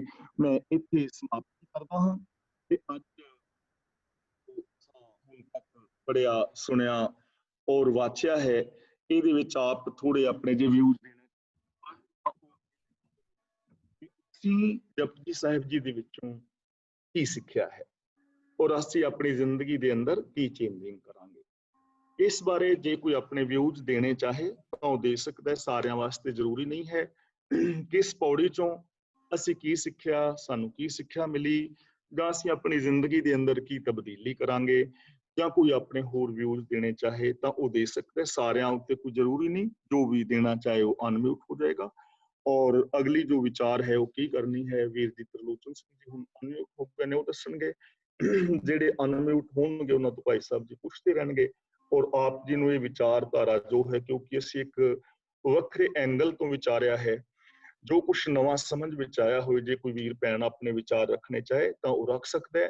ਤੇ ਅਗਲੀ ਕਲਾਸ ਦੇ ਵਿੱਚ ਬਹੁਤੇ ਵੀਰਾਂ ਭੈਣਾਂ ਵੱਲੋਂ ਆਨੰਦ ਸਾਹਿਬ ਬਾਰੇ ਵਿਚਾਰ ਆ ਰਹੇ ਸੀ, ਜਾਂ ਹੋਰ ਜੋ ਵੀ ਤੁਹਾਡਾ ਪ੍ਰੋਗਰਾਮ ਹੋਏਗਾ, ਮੈਂ ਆਪ ਜੀ ਦੇ ਨਾਲ ਉਸੇ ਤਰ੍ਹਾਂ ਸਹਿਮਤ ਹੋਵਾਂਗਾ। ਮੇਰੇ ਵੱਲੋਂ ਫਤਿਹ। ਵਾਹਿਗੁਰੂ ਜੀ ਕਾ ਖਾਲਸਾ, ਵਾਹਿਗੁਰੂ ਜੀ। ਵਾਹਿਗੁਰੂ ਜੀ ਕਾ ਖਾਲਸਾ, ਵਾਹਿਗੁਰੂ ਜੀ ਕੀ ਫਤਿਹ। ਗਿਆਨੀ ਜੀ ਬਹੁਤ ਬਹੁਤ ਧੰਨਵਾਦ। ਸਾਰਿਆਂ ਨੇ ਅੱਜ ਸਾਰੀ ਜਿਹੜੀ ਕਥਾ ਆ ਜਪਜੀ ਸਾਹਿਬ ਜੀ ਉਹ ਸਾਰਿਆਂ ਸੁਣ ਲਈ ਹੈ ਜੀ। ਹੋ ਸਕਦਾ ਕਿਸੇ ਦਾ 1-2 ਦਿਨ ਮਿਸ ਹੋ ਗਏ ਹੋਣਗੇ, ਉਹਨਾਂ ਨੂੰ YouTube ਤੇ ਜਾਂ ਗਿਆਨੀ ਜੀ ਦੀ ਜਿਹੜੀ ਫੇਸਬੁੱਕ ਆ ਉਹਨਾਂ ਤੋਂ ਵੀ ਉਪਲਬਧ ਹੈਗੀ ਆ ਇਹ, ਤੇ ਉੱਥੋਂ ਵੀ ਸੁਣ ਸਕਦੇ, ਸੁਣ ਵੀ ਲਈ ਹੋਊਗੀ। ਤੇ ਆਪਣੇ ਆਪਣੇ ਵਿਊ ਜਿਹੜੇ ਆ ਉਹ ਤੁਸੀਂ ਅੱਜ ਦੇ ਦਿਓ ਤਾਂ ਕਿ ਸਾਨੂੰ ਸਾਰਿਆਂ ਨੂੰ ਪਤਾ ਲੱਗ ਜਾਵੇ ਕਿ ਅਸੀਂ ਕੀ ਕੁਛ ਸਿੱਖਿਆ। ਤੇ ਉਹਦੇ ਵਿੱਚ ਹਰੇਕ ਦੀ ਆਪਣੀ ਆਪਣੀ ਵਿਸ਼ੇਸ਼ ਹੈਗੀ ਜੀ। ਜਿਹੜੀ ਅੱਜ ਦੀ ਕਥਾ ਹੋਈ ਆ, ਅੱਜ ਦੀ ਸ਼ਲੋਕ ਦੀ ਕਥਾ ਹੋਈ ਆ, ਉਹਦੇ ਵਿੱਚੋਂ ਵੀ ਜੇ ਤੁਹਾਡਾ ਅੱਜ ਕੋਈ ਕੁਐਸਚਨ ਹੋਵੇ ਤਾਂ ਉਹ ਵੀ ਤੁਸੀਂ ਪੁੱਛ ਸਕਦੇ ਹੋ। ਤੇ ਬਾਕੀ ਸਾਰੀ ਜਿਹੜੀ ਵਿਆਖਿਆ ਹੋ ਚੁੱਕੀ ਆ ਉਹਦੇ ਬਾਰੇ ਆਪਣੇ ਜ਼ਰੂਰ ਦਿਓ ਜੀ ਵਿਊਜ਼। ਤੇ ਜਿਹਨੇ ਵੀ ਸਾਡੇ ਨਾਲ ਨਰਿੰਦਰ ਸਿੰਘ ਜੱਸਲ ਮਿਊਟ ਹੋਏ ਆ ਤੇ ਅਨਮਿਊਟ ਹੋਏ ਆ, ਤੇ ਉਹਨਾਂ ਕੋਲ ਮੈਂ ਆਉਣਾ ਜੀ ਇਨ ਮਿੰਟ। ਤੇ ਹੋਰ ਵੀ ਜਿਨ੍ਹਾਂ ਨੇ ਵੀ ਅਨਮਿਊਟ ਹੋਣਾ ਜੀ ਹੁਣ ਹੋ ਜਾਓ, ਪਰ ਆਪਣੇ ਪਿੱਛੇ ਕੁਆਇਟ ਰੱਖਿਓ ਜੀ, ਤਾਂ ਕਿ ਪਿੱਛੇ ਜਿਹੜਾ ਕਈ ਵਾਰੀ ਨੋਇਜ਼ ਆਉਂਦੀ ਨਾ ਤੇ ਉਹ ਨੋਇਜ਼ ਨਾ ਆਵੇ ਪਲੀਜ਼। ਤਾਂ ਘੱਟੋ ਘੱਟ ਇੱਦਾਂ ਕਰੋ ਕਿ ਜੇ ਨੋਇਜ਼ ਆਉਂਦੀ ਹੈ ਤੁਹਾਡੇ ਪਿੱਛੇ ਤਾਂ ਤੁਸੀਂ ਮਿਊਟ ਰਹੋ, ਤੇ ਜਦੋਂ ਮੈਂ ਕਹੂੰਗਾ ਕਿ ਤੁਸੀਂ ਹੁਣ ਅਨਮਿਊਟ ਹੋ ਜਾਓ ਤਾਂ ਤੁਸੀਂ ਅਨਮਿਊਟ ਹੋ ਜਾਓ, ਤੇ ਆਪਣੇ ਪਿੱਛੇ ਨੋਇਜ਼ ਨਾ ਹੋਵੇ ਤਾਂ ਕਿਉਂਕਿ ਡਿਸਟਰਬੈਂਸ ਹੋ ਜਾਂਦੀ ਸਾਰਿਆਂ ਨੂੰ। ਤੇ ਸਭ ਤੋਂ ਪਹਿਲਾਂ ਮੈਂ ਆਪਣੇ ਨਰਿੰਦਰ ਸਿੰਘ ਜੱਸਲ ਉਹਨਾਂ ਨੂੰ ਕਹੂੰਗਾ ਕਿ ਜੀ ਤੁਸੀਂ ਆਪਣੇ ਵਿਚਾਰ ਰੱਖੋ। ਹਾਂਜੀ ਨਰਿੰਦਰ ਸਿੰਘ। ਹਾਂਜੀ, ਵਾਹਿਗੁਰੂ ਜੀ ਕਾ ਖਾਲਸਾ, ਸ੍ਰੀ ਵਾਹਿਗੁਰੂ ਜੀ ਕੀ ਫਤਿਹ ਜੀ। ਫਤਿਹ ਜੀ। ਸਭ ਤੋਂ ਪਹਿਲਾਂ ਜਿਹੜਾ ਮਤਲਬ ਗੁਰਬਾਣੀ ਦਾ ਤੁਸੀਂ ਅਸਰ ਨਿਚੋੜ ਕੱਢ ਕੇ ਦੱਸਿਆ ਵੀ ਸਚਿਆਰ ਦੇ ਮਾਰਗ ਦੇ ਉੱਤੇ ਅਸੀਂ ਚੱਲਣਾ ਹੈਗਾ, ਇਹੀ ਸਭ ਤੋਂ ਵਧੀਆ ਹੁਕਮ ਹੈਗਾ ਵੀ ਆਪਾਂ ਨੂੰ ਭਾਣੇ ਦੇ ਵਿੱਚ ਜਿਵੇਂ ਕਹਿੰਦੇ ਹੁੰਦੇ ਆ ਵੀ ਹੁਕਮ ਰਜਾਈ ਚੱਲਣਾ, ਨਾਲ ਲਿਖਿਆ ਨਾਲ, ਕਿ ਆਪਾਂ ਨੂੰ ਉਹ ਹੁਕਮ ਜਿਹੜੇ ਕੁਦਰਤ ਦੇ ਅਸੂਲ ਨੇ ਆਪਾਂ ਨੂੰ ਉਹਨਾਂ ਦੇ ਵਿੱਚ ਹੀ ਰਹਿਣਾ ਚਾਹੀਦਾ। ਤੇ ਹੁਣ ਜਿਹੜੇ ਅਖੀਰਲਾ ਸ਼ਲੋਕ ਸੀਗਾ ਜਿਹਦੇ ਵਿੱਚ ਲਿਖਿਆ ਹੈਗਾ ਪਵਨ ਗੁਰੂ ਪਾਣੀ ਪਿਤਾ ਮਾਤਾ ਧਰਤ ਮਹੱਤ, ਇਹ ਮੈਨੂੰ ਲੱਗਦਾ ਵੀ ਮੈਨੂੰ ਸਾਰਿਆਂ ਨਾਲੋਂ ਜ਼ਿਆਦਾ ਇਹ ਢੁਕਵਾਂ ਲੱਗਦਾ ਆਪਣੀ ਜ਼ਿੰਦਗੀ ਦੇ ਵਿੱਚ, ਕਿਉਂਕਿ ਰਿਸ਼ਤੇਦਾਰੀਆਂ ਇਹ ਫਿੱਕੀਆਂ ਵੀ ਪੈ ਜਾਂਦੀਆਂ। ਕਿਸੇ ਨੂੰ ਤੁਸੀਂ ਯੂ ਕਾਂਟ ਪਲੀਜ਼ ਐਵਰੀਵਨ, ਸਾਰੇ ਜਣੇ ਕੋਈ ਕੁਛ ਵੀ ਕਰਦੇ ਰਹੋ ਭਾਵੇਂ, ਤੇ ਜਿਹੜੀ ਕੁਦਰਤ ਹੈ, ਕੁਦਰਤ ਨਾਲ ਪਿਆਰ ਪਾਉਣ ਦੇ ਵਿੱਚ ਤੁਹਾਨੂੰ ਇਹ ਖੁਸ਼ੀ ਜ਼ਿਆਦਾ ਮਹਿਸੂਸ ਹੁੰਦੀ ਹੈ। ਜਿਵੇਂ ਹੁਣ ਆਪਣੇ ਆਹ ਗੁਰਚਰਨ ਸਿੰਘ ਢੇਸੀ ਸਾਹਿਬ ਨੇ ਇਹ ਫਲ ਪੌਦੇ ਉਗਾਉਂਦੇ ਹੈਗੇ ਆ ਉਸ ਦੇ ਵਿੱਚ ਪਲਾਟ ਦੇ ਵਿੱਚ, this is very good example ਹੈ ਨਾ। ਤੇ ਹੁਣ ਇੱਕ ਨਵਾਂ ਮੋਟੋ ਚੱਲਿਆ ਹੈਗਾ ਕੀਪ ਬ੍ਰਿਟਨ ਕਲੀਨ ਇਨ ਸਪਟੈਂਬਰ। ਉਹਦੇ ਵਿੱਚ ਉਹਦੀ ਮੈਂ ਇੱਕ ਐਗਜ਼ਾਮਪਲ ਦੇਖੀ, ਸਾਡੇ ਗੁਆਂਢ ਦੇ ਵਿੱਚ ਚੰਗੇ ਅਫਸਰ ਮਤਲਬ ਹੈਗੇ ਆ, ਉਹ ਕੰਮ ਕਰਦੇ ਹੈਗੇ ਆ ਹਸਬੈਂਡ ਵਾਈਫ, ਉਹਨਾਂ ਨੇ ਛੋਟਾ ਜਿਹਾ ਗਰੁੱਪ ਬਣਾ ਲਿਆ। ਉਹਨਾਂ ਨੇ ਫੇਸਬੁੱਕ ਦੇ ਉੱਤੇ ਗਰੁੱਪ ਦੇ ਵਿੱਚ ਲਿਖਿਆ ਵੀ ਕੀਪ ਥੇਮਸਮੀਡ ਕਲੀਨ, ਜਿੱਥੇ ਅਸੀਂ ਏਰੀਏ 'ਚ ਰਹਿੰਦੇ ਹਾਂ। ਉਹਨਾਂ ਨੂੰ ਕਈ ਵਾਰੀ ਦੇਖਿਆ, ਮੈਂ ਇਹ ਕਲੀਨਰ ਨਹੀਂ ਹੈਗੇ, ਉਹਨਾਂ ਨੇ ਬਾਹਰੋਂ ਆਉਣਾ ਸਵੇਰ ਵੇਲੇ, ਸਾਰੀਆਂ ਬੋਟਲਾਂ ਜੇ ਕੁੱਕ ਜਿਹੜੇ ਮਾੜੇ ਮੋਟੇ ਕਾਗਜ਼ ਦੇ ਪੁਰਜੇ ਪਏ ਹੁੰਦੇ ਆ ਜਾਂ ਹੋਰ ਕੋਈ ਚੀਜ਼ਾਂ ਹੁੰਦੀਆਂ, ਉਹਨਾਂ ਨੇ ਉੱਥੋਂ ਚੱਕ ਕੇ ਬਿਨ ਦੇ ਵਿੱਚ ਪਾ ਦਿੰਦੇ ਹੈਗੇ। ਤੇ ਉਹ ਮਤਲਬ ਕੁਦਰਤ ਦੇ ਸੇਵਾ ਕਰ ਰਹੇ ਹੈਗੇ ਆ, ਤੇ ਨਾਲੇ ਇਸ ਅਸੂਲ ਨਾਲ ਢੁਕਦਾ ਹੈਗਾ ਵੀ ਉਹ ਧਰਤੀ ਨੂੰ ਆਪਣੀ ਮਾਤਾ ਪਿਤਾ ਸਮਝਦੇ ਹੈਗੇ ਆ, এনवायरमेंट ਕਲੀਨ ਰੱਖਦੇ ਆ। ਸੋ ਮੈਂ ਵੀ ਉਹ ਗਰੁੱਪ ਜੁਆਇਨ ਕਰ ਲਿਆ ਹੁਣ ਉਹਨਾਂ ਨਾਲ। Very good.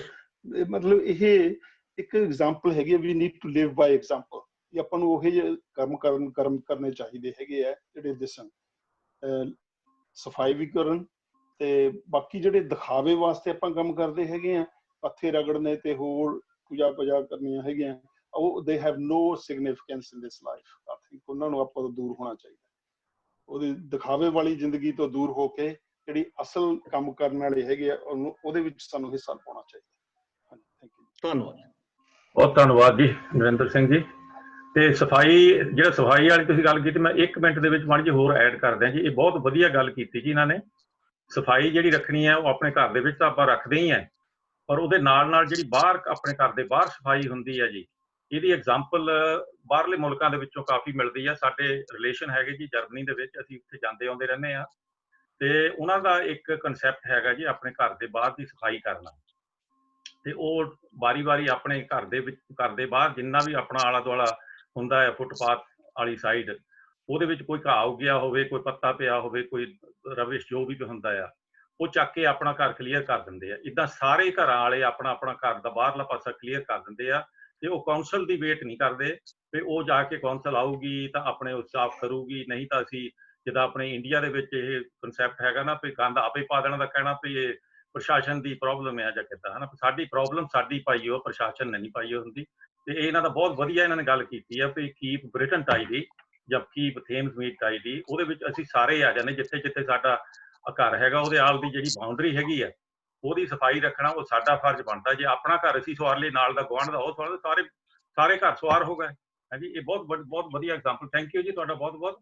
ਤੇ ਅੱਗੇ ਸਾਡੇ ਨਾਲ ਕੁਲਦੀਪ ਕੌਰ ਹੈ ਜੀ, ਫਿਰ ਗੁਰਚਰਨ ਸਿੰਘ ਜੀ ਆ, ਫਿਰ ਹਰਵਿੰਦਰ ਕੌਰ ਤੇ ਜਤਿੰਦਰ ਸਿੰਘ। ਮੈਂ ਸਾਰਿਆਂ ਕੋਲ ਆਉਂਦਾ, ਪਹਿਲਾਂ ਕੁਲਦੀਪ ਕੌਰ ਜੀ। ਹਾਂਜੀ, ਮੈਂ ਤਾਂ ਵੀਰ ਜੀ ਇਹੀ ਕਹਿਣਾ ਕਿ ਕੱਲ ਨੂੰ ਆਪਾਂ ਜੇ ਰਹਿਤ ਮਰਿਆਦਾ ਕਰ ਲਈਏ ਤਾਂ ਸਾਨੂੰ ਪਤਾ ਲੱਗੇ ਕਿ ਸਾਡਾ ਕੀ ਸਾਨੂੰ ਕਰਨਾ ਚਾਹੀਦਾ, ਸਿੱਖੀ ਅਨੁਸਾਰ ਕੀ ਨਹੀਂ ਕਰਨਾ ਚਾਹੀਦਾ। ਕੋਈ ਗੱਲ ਨਹੀਂ ਜੀ, ਉਹਦੇ ਬਾਰੇ ਡਿਸਕਸ ਕਰ ਲਵਾਂਗੇ। ਪਰ ਉਹਦੀ ਇੱਦਾਂ ਹੈ ਜੀ ਵੀ ਜਿਹੜੀ ਰਹਿਤ ਮਰਿਆਦਾ ਹੈ ਉਹਦੇ ਵਿੱਚ ਕਈ ਕੁਛ ਆ। ਮੇਰਾ ਖਿਆਲ ਹੈ ਇੱਕ ਛੋਟੀ ਜਿਹੀ ਬੁਕਲੇਟ ਮਿਲਦੀ ਆ ਜਿਹਨੂੰ ਅਸੀਂ ਹਾਂਜੀ, ਉਹਦੇ ਵਿੱਚ ਕਈ ਚੀਜ਼ਾਂ ਹੈਗੀਆਂ ਜੀ। ਤੁਸੀਂ ਤਾਂ ਪੜ੍ਹੀ ਹੋ, ਤੁਹਾਨੂੰ ਪਤਾ ਹੋਣਾ। ਹਾਂਜੀ, ਤੇ ਉਹ ਮੇਰਾ ਖਿਆਲ ਅਸੀਂ ਆਪ ਕੋਈ ਨਹੀਂ, ਮੋਟੇ ਪੁਆਇੰਟ ਜੇ ਹੋਏ ਤਾਂ ਆਪਾਂ ਕਰ ਲਵਾਂਗੇ ਜੀ। ਤੇ ਅਸੀਂ ਕਿਸੇ ਕੰਟਰੋਵਰਸੀ ਦੇ ਵਿੱਚ ਨਹੀਂ ਪੈਣਾ, ਇਹ ਥੋੜਾ ਜਿਹਾ ਧਿਆਨ ਰੱਖਣਾ ਪੈਣਾ ਸਾਨੂੰ। ਤੇ ਤੁਹਾਡਾ ਧੰਨਵਾਦ ਜੀ ਬਹੁਤ ਬਹੁਤ। ਹੋਰ ਕੋਈ ਗੱਲ ਤਾਂ ਨਹੀਂ ਕਰਨੀ ਜੀ? ਨਹੀਂ ਜੀ, ਥੈਂਕ ਯੂ ਜੀ ਤੁਹਾਡਾ। ਤੇ ਗੁਰਚਰਨ ਸਿੰਘ ਜੀ ਢੇਸੀ ਸਾਹਿਬ। ਹਾਂਜੀ ਗਿਆਨੀ ਜੀ, ਵੈਸੇ ਮੈਂ ਬਹੁਤਾ ਕੁਛ ਨਹੀਂ ਜਾਣਦਾ ਹੈਗਾ, ਨਾ ਹੀ ਮੈਨੂੰ ਕਲੀ ਕਿਸੇ ਤੁਕ ਦਾ ਪਤਾ। ਵੈਸੇ ਮੈਂ ਇੱਕ ਚੀਜ਼ ਜ਼ਰੂਰ ਸਿੱਖੀ ਆ, ਯਾਨੀ ਕਈ ਚੀਜ਼ਾਂ ਇਸ ਤੁਹਾਡੀ ਕਥਾ ਵਿੱਚੋਂ ਮਤਲਬ ਦੀਆਂ ਨਿਕਲੀਆਂ। ਜਿੱਦਾਂ ਸਚਿਆਰ ਜੀ ਜਸਲੋਂ ਨੇ ਕਿਹਾ ਹੀ ਆ ਕਿ ਵੀ ਸੱਚ ਦੇ ਆਧਾਰ ਬਣਾ ਕੇ ਮਨੁੱਖੀ ਫਰਜ਼ ਪੂਰੇ ਕਰਕੇ ਨਾ ਇਨਸਾਨ ਜੀਵੇ ਤਾਂ ਬਹੁਤ ਚੰਗੀ ਗੱਲ ਆ। ਬਾਕੀ ਦੂਜੀ ਹੈਗੀ ਆ ਕਰਮ ਕਾਂਡ ਦੀ ਜਿਹੜੀ ਮਹੱਤਤਾ ਸੀਗੀ ਵੀ ਉਹਦੀ ਕੋਈ ਮਹੱਤਤਾ ਨਹੀਂ ਹੈ ਕਿ ਵੀ ਜਿੱਦਾਂ ਲੋਕ ਤੀਰਥ ਇਸ਼ਨਾਨ ਕਰੀ ਜਾਂਦੇ ਆ ਜਾਂ ਮੱਥਾ ਟੇਕੀ ਜਾਣਾ ਥਾਂ ਤੇ ਕਿ ਵੀ ਸਾਨੂੰ ਰੱਬ ਮਿਲ ਜਾਊਗਾ। ਇਹ ਵੀ ਦਿਮਾਗ 'ਚ ਪੈ ਗਈ ਕਿ ਵੀ ਇੰਨੇ ਸਾਲਾਂ ਬਾਅਦ ਕਿ ਵੀ ਰੱਬ ਏਦਾਂ ਨਹੀਂ ਮਿਲਦਾ, ਰੱਬ ਤੁਹਾਡੇ ਆਪਣੇ ਅੰਦਰ ਹੀ ਆ। ਕਿ ਵੀ ਤੁਸੀਂ ਕੁਦਰਤ ਨੂੰ ਯਾਨੀ ਕੁਦਰਤ ਦੇ ਨਿਜ਼ਮ ਦੇ ਜਾਂ ਸਿਸਟਮ ਦੇ ਵਿੱਚ ਰਹਿ ਕੇ ਜੀਓ ਤਾਂ ਤੇ ਕੁਦਰਤ ਦੀ ਯਾਨੀ ਸ਼ਲਾਘਾ ਕਰੋ ਤਾਂ ਬਹੁਤ ਚੰਗੀ ਗੱਲ ਆ। ਮਰਨਾ ਜੰਮਣਾ ਵੀ ਜੋ ਹੈਗਾ ਨਰਕ ਸੁਰਗ ਪਹਿਲਾਂ ਇਹੀ ਸਮਝਦੇ ਸੀ, ਜਿੱਦਾਂ ਤੁਸੀਂ ਕਹਿੰਦੇ ਰੱਬ ਉੱਪਰ ਬੈਠਾ ਨਹੀਂ ਹੈਗਾ, ਨਰਕ ਸੁਰਗ ਵੀ ਉੱਪਰ ਹੈ ਨਹੀਂ ਹੋ। ਇਹਦਾ ਵੀ ਤੁਹਾਡੀ ਵਿਆਖਿਆ ਤੋਂ ਯਾਨੀ ਮਨ ਨੂੰ ਕੋਈ ਤਸੱਲੀ ਹੋਈ ਕਿ ਵੀ ਜੋ ਇਨਸਾਨ ਨੂੰ ਮੁਕਤੀ ਮਿਲਦੀ ਆ ਜਾਂ ਕਹਿੰਦੇ ਵੀ ਮੁਕਤ ਹੋ ਗਿਆ, ਉਹ ਮਰ ਕੇ ਨਹੀਂ ਮੁਕਤੀ ਮਿਲਦੀ। ਜੇ ਤੁਸੀਂ ਆਪਣੀ ਜ਼ਿੰਦਗੀ ਇੱਥੇ ਹੀ ਕਿ ਅਸੂਲ ਦੇ ਨਾਲ ਜੀਨੇ ਆਗਣਾ ਤੇ ਤੁਹਾਨੂੰ ਕੋਈ ਨਹੀਂ ਫਿਕਰ ਫਾਕਾ ਹੈਗਾ ਤੇ ਵੀ ਤੁਸੀਂ ਇੱਥੇ ਹੀ ਮੁਕਤੀ ਤੁਹਾਨੂੰ ਮਿਲ ਸਕਦੀ ਹੈ, ਐਸੀ ਜਨਮ ਦੇ ਵਿੱਚ ਮਿਲੇਗੀ। ਤੇ ਹੋਰ ਤੁਹਾਡੀ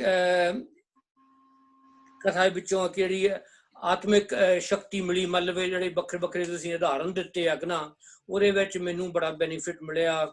ਸਪੈਸ਼ਲੀ ਉਹਦੀ ਸਬਕੌਂਸ਼ੀਅਸ ਮਾਈਂਡ ਦੀ ਕਿਤਾਬ ਸੀ ਹੈਗੀ ਆ ਨਾ, ਉਹਦੀ ਮੈਂ ਖਰੀਦਣ ਦੀ ਕੋਸ਼ਿਸ਼ ਕਰਨੀ। ਵੈਸੇ ਮੈਂ ਇੱਕ ਦੋ ਵਾਰ ਕੇ ਪੜ੍ਹਦਾ ਹੁੰਦਾ ਤੇ ਉਹਨੇ ਬੜੀ ਮਤਲਬ ਮੇਰੀ ਮਦਦ ਕੀਤੀ। ਜਿੱਦਾਂ ਮੈਂ ਤੁਹਾਨੂੰ ਉਹਨੂੰ ਦੱਸਿਆ ਸੀ ਕਿ ਮੈਂ ਆਪਣੇ ਘਰਦਿਆਂ ਤੋਂ ਹੀ ਝੂਠ ਬੋਲਦਾ ਸੀਗਾ ਕਿਸੇ ਗੱਲ ਬਾਬਤ।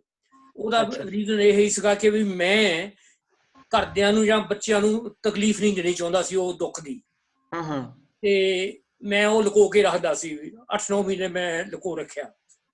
ਤੇ ਉਹ ਤੁਹਾਡੇ ਉਹ ਕਹਿਣ ਤੇ ਕਿ ਨਾ ਮੈਂ ਇੱਕ ਦਿਨ ਦੱਸ ਬੈਠਾ ਤੇ ਤਾਂ ਕਹਿੰਦਾ ਕੋਈ ਬਹੁਤ ਮਿਹਰਬਾਨੀ ਤੁਹਾਡੀ। ਧੰਨਵਾਦ। ਠੀਕ ਹੈ ਜੀ, ਤੁਸੀਂ ਬਹੁਤ ਓਨੈਸਟ ਬਣੇ ਆ, ਇਹਦਾ ਤੁਹਾਡਾ ਬਹੁਤ ਬਹੁਤ ਧੰਨਵਾਦ ਜੀ। ਤੇ ਇਹਦੇ ਵਿੱਚੋਂ ਘੱਟੋ ਘੱਟ ਇੱਕੋ ਹੀ ਗੱਲ ਭਾਵੇਂ ਦੀ ਸਿੱਖੀ ਹੈ ਜਾਂ ਮਿਲੀ ਹੈ ਸਾਨੂੰ ਆਪਣੇ ਪ੍ਰੈਕਟੀਕਲੀ ਰੂਪ ਦੇ ਵਿੱਚ ਮਿਲੀ ਆ, ਉਹ ਤੁਸੀਂ ਲਾਗੂ ਕੀਤੀ ਹੈ ਤਾਂ ਤੁਸੀਂ ਆਪਣੇ ਆਪ 'ਚ ਬਹੁਤ ਹੌਲਾ ਮਹਿਸੂਸ ਕਰਦੇ ਆ। ਤੇ ਮੇਨ ਚੀਜ਼ ਇਹ ਹੈ ਜੀ, ਤੇ ਕਿਉਂਕਿ ਅਸੀਂ ਕਈ ਚੀਜ਼ਾਂ ਦਾ ਮਨੌਤਾਂ ਦਾ ਭਾਰ ਚੱਕਿਆ ਹੁੰਦਾ ਜਾਂ ਲੁਕੋ ਰੱਖਿਓ, ਜਿੱਦਾਂ ਤੁਸੀਂ ਕਹਿੰਦੇ ਆ, ਉਹ ਜਦੋਂ ਤੁਸੀਂ ਲਾ ਦਿੰਦੇ ਆ ਤੇ ਤੁਸੀਂ ਹਲਕੇ ਮਹਿਸੂਸ ਕਰਦੇ ਹੈਗੇ ਆ ਜੀ। ਤੇ ਇਹ ਤੁਹਾਡੀ ਮੁਕਤੀ ਆ। ਜਿੰਨੇ ਵੀ ਸਾਡੇ ਜੰਜਾਲ ਪਏ ਹੋ ਅਜੇ ਇਹ ਸਾਡੇ ਅਸੀਂ ਖਤਮ ਹੋ ਜਾਣ ਜਾਂ ਕਰ ਲਈਏ, ਅਸੀਂ ਉਹਨਾਂ ਲਾ ਕੇ ਪਰੇ ਸਿੱਟ ਦਈਏ। ਉਹਨਾਂ ਦੀ ਹਿੰਮਤ ਹੋਣੀ ਚਾਹੀਦੀ, ਵਿਚਾਰਧਾਰਾ ਸਾਡੀ ਠੀਕ ਹੋਵੇ ਤਾਂ ਆਪੇ ਉਹ ਠੀਕ ਹੋ ਸਕਦੇ ਆ। ਤੇ ਠੀਕ ਹੈ ਜੀ, ਤੁਹਾਡਾ ਬਹੁਤ ਬਹੁਤ ਧੰਨਵਾਦ ਗੁਰਚਰਨ ਸਿੰਘ ਜੀ। ਤੇ ਹੁਣ ਹਰਵਿੰਦਰ ਕੌਰ ਜੀ ਉਹਨਾਂ ਦੇ ਨਾਲ, ਤੇ ਮੈਂ ਉਹਦੇ ਬਾਅਦ ਜਤਿੰਦਰ ਸਿੰਘ ਜੀ ਕਾਡੇ ਵਾਲੇ ਉਹਨਾਂ ਦੇ ਕੋਲ ਆਉਣਾ। ਹਾਂਜੀ ਹਰਵਿੰਦਰ ਕੌਰ। ਹਾਂਜੀ ਗਿਆਨੀ ਜੀ, ਵਾਹਿਗੁਰੂ ਜੀ ਕਾ ਖਾਲਸਾ, ਵਾਹਿਗੁਰੂ ਜੀ ਕੀ ਫਤਿਹ। ਫਤਿਹ ਮੇਰੀ ਭੈਣ। ਹਾਂਜੀ ਵੀਰ ਜੀ, ਪਹਿਲਾਂ ਜਦੋਂ ਜਪਜੀ ਸਾਹਿਬ ਦਾ ਪਾਠ ਕਰੀਦਾ ਸੀ ਤੇ ਬਹੁਤਾ ਆਨੰਦ ਨਹੀਂ ਸੀ ਆਉਂਦਾ, ਕਿਉਂਕਿ ਕਈ ਗੱਲਾਂ ਦੇ ਸਾਨੂੰ ਪਤਾ ਹੀ ਨਹੀਂ ਸੀ ਲੱਗਦਾ, ਮੀਨਿੰਗ ਨਹੀਂ ਸੀ ਆਉਂਦੇ।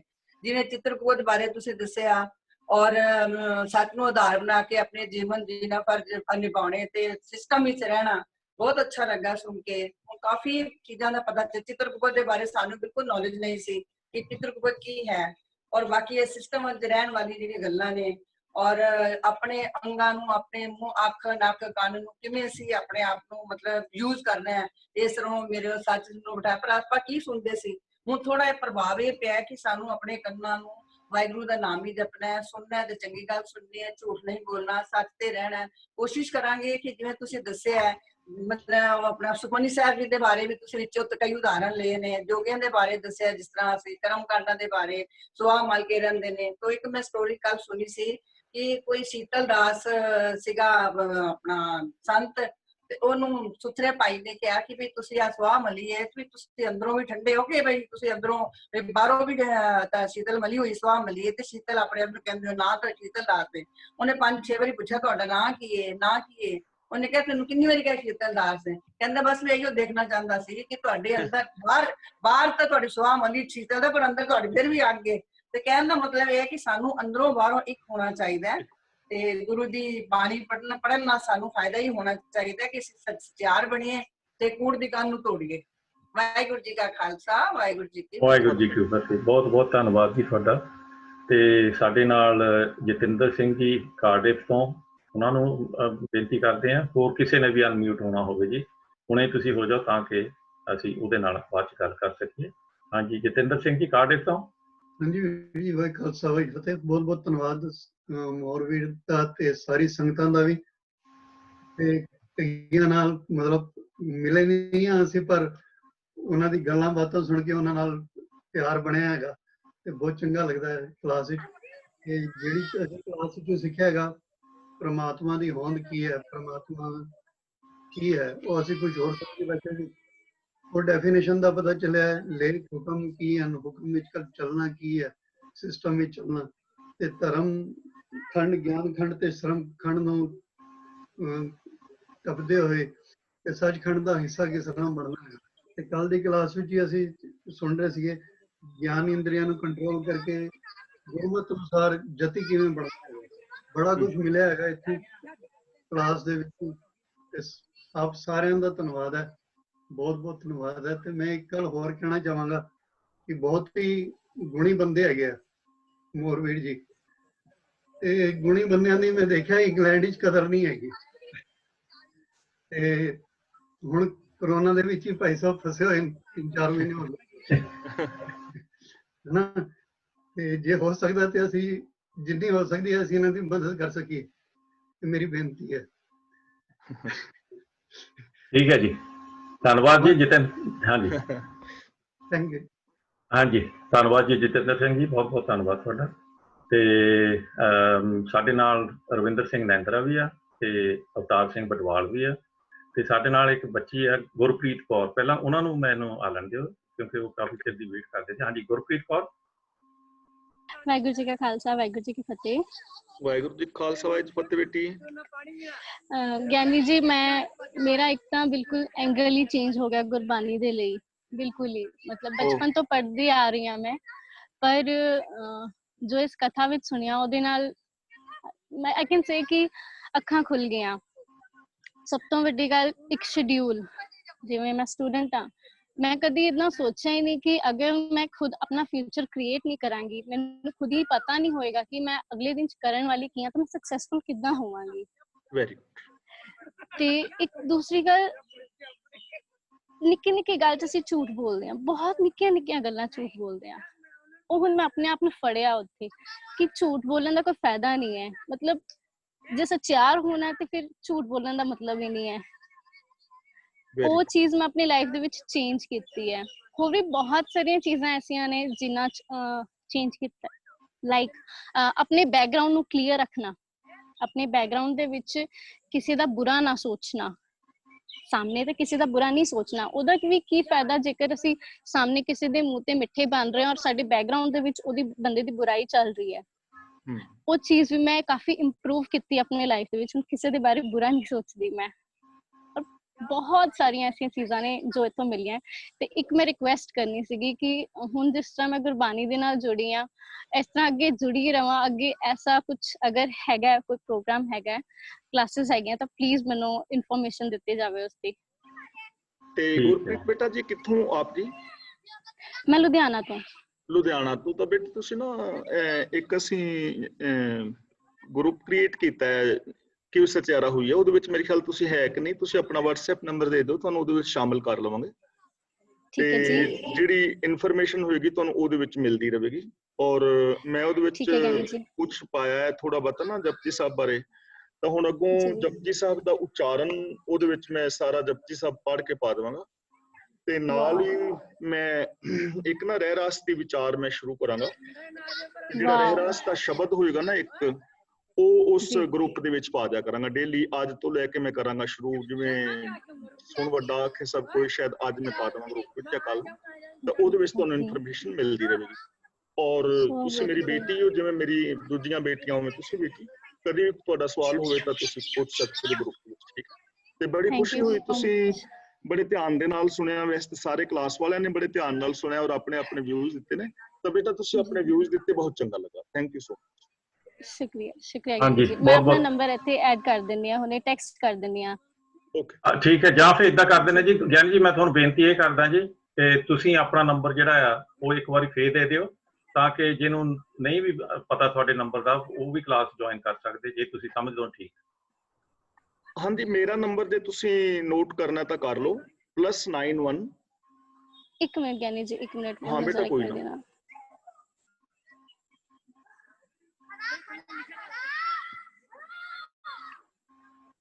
ਜੀ 98726। ਹਾਂਜੀ। 13340। ਠੀਕ ਹੈ ਗਿਆਨੀ ਜੀ, ਬਹੁਤ ਬਹੁਤ ਸ਼ੁਕਰੀਆ ਤੁਹਾਡਾ। 98726 13340। ਤੇ ਜਿਹੜਾ ਵੀ ਵੀਰ WhatsApp ਤੇ ਮੈਸੇਜ ਕਰੇ ਨਾ, ਉਹ ਆਪਣੇ ਨਾਮ ਦੀ ਸਪੈਲਿੰਗ ਤੇ ਨਾਲ ਜ਼ੂਮ ਕਲਾਸ ਜ਼ਰੂਰ ਲਿਖ ਦਿਓ, ਜਿਸ ਕਰਕੇ ਮੈਨੂੰ ਫਿਰ ਪਤਾ ਹੋਏਗਾ ਕਿ ਤੁਸੀਂ ਕਲਾਸ ਵਿੱਚ, ਠੀਕ ਨਾ, ਕਿਉਂਕਿ ਯਾਦ ਨਹੀਂ ਰਹਿੰਦਾ ਫਿਰ ਕਈ ਵਾਰੀ। ਠੀਕ ਹੈ ਗਿਆਨੀ ਜੀ, ਠੀਕ ਹੈ। ਧੰਨਵਾਦ, ਠੀਕ ਹੈ, ਬਹੁਤ ਬਹੁਤ ਸ਼ੁਕਰੀਆ। ਕੋਈ ਗੱਲ ਨਹੀਂ। ਧੰਨਵਾਦ ਜੀ ਗੁਰਪ੍ਰੀਤ, ਬਹੁਤ ਥੈਂਕ ਯੂ ਵੈਰੀ ਮਚ। ਤੇ ਹੁਣ ਅਵਤਾਰ ਸਿੰਘ ਬਡਵਾਲ, ਤੇ ਉਹਦੇ ਨਾਲ ਉਹਦੇ ਬਾਅਦ ਚ ਮੈਂ ਆਉਂਗਾ ਜੀ ਅਰਵਿੰਦਰ ਸਿੰਘ ਨੇਂਦਰਾ ਵਾਲਾ। ਹਾਂਜੀ, ਅਵਤਾਰ ਸਿੰਘ ਬਡਵਾਲ ਜੀ। ਸਤਿ ਸ਼੍ਰੀ ਅਕਾਲ ਗਿਆਨੀ ਜੀ। ਤੁਸੀਂ ਜਿਹੜੇ ਸ਼ਬਦ ਹੀ ਅਸੀਂ ਪੜ੍ਹਨ ਵੇਲੇ ਕੁਛ ਉਹਨਾਂ ਦਾ ਮਤਲਬ ਹੋਰ ਕੱਢਦੇ ਸੀ, ਉਹਨੇ ਤੁਸੀਂ ਸਿੰਪਲ ਵੇ ਉਹਨਾਂ ਨੂੰ ਕਲੀਅਰ ਕਰਕੇ ਸਾਨੂੰ ਦੱਸਿਆ ਨਾ, ਉਹਦਾ ਬਹੁਤ ਹੈਲਪਫੁਲ ਆ, ਬਹੁਤ ਜ਼ਿਆਦਾ।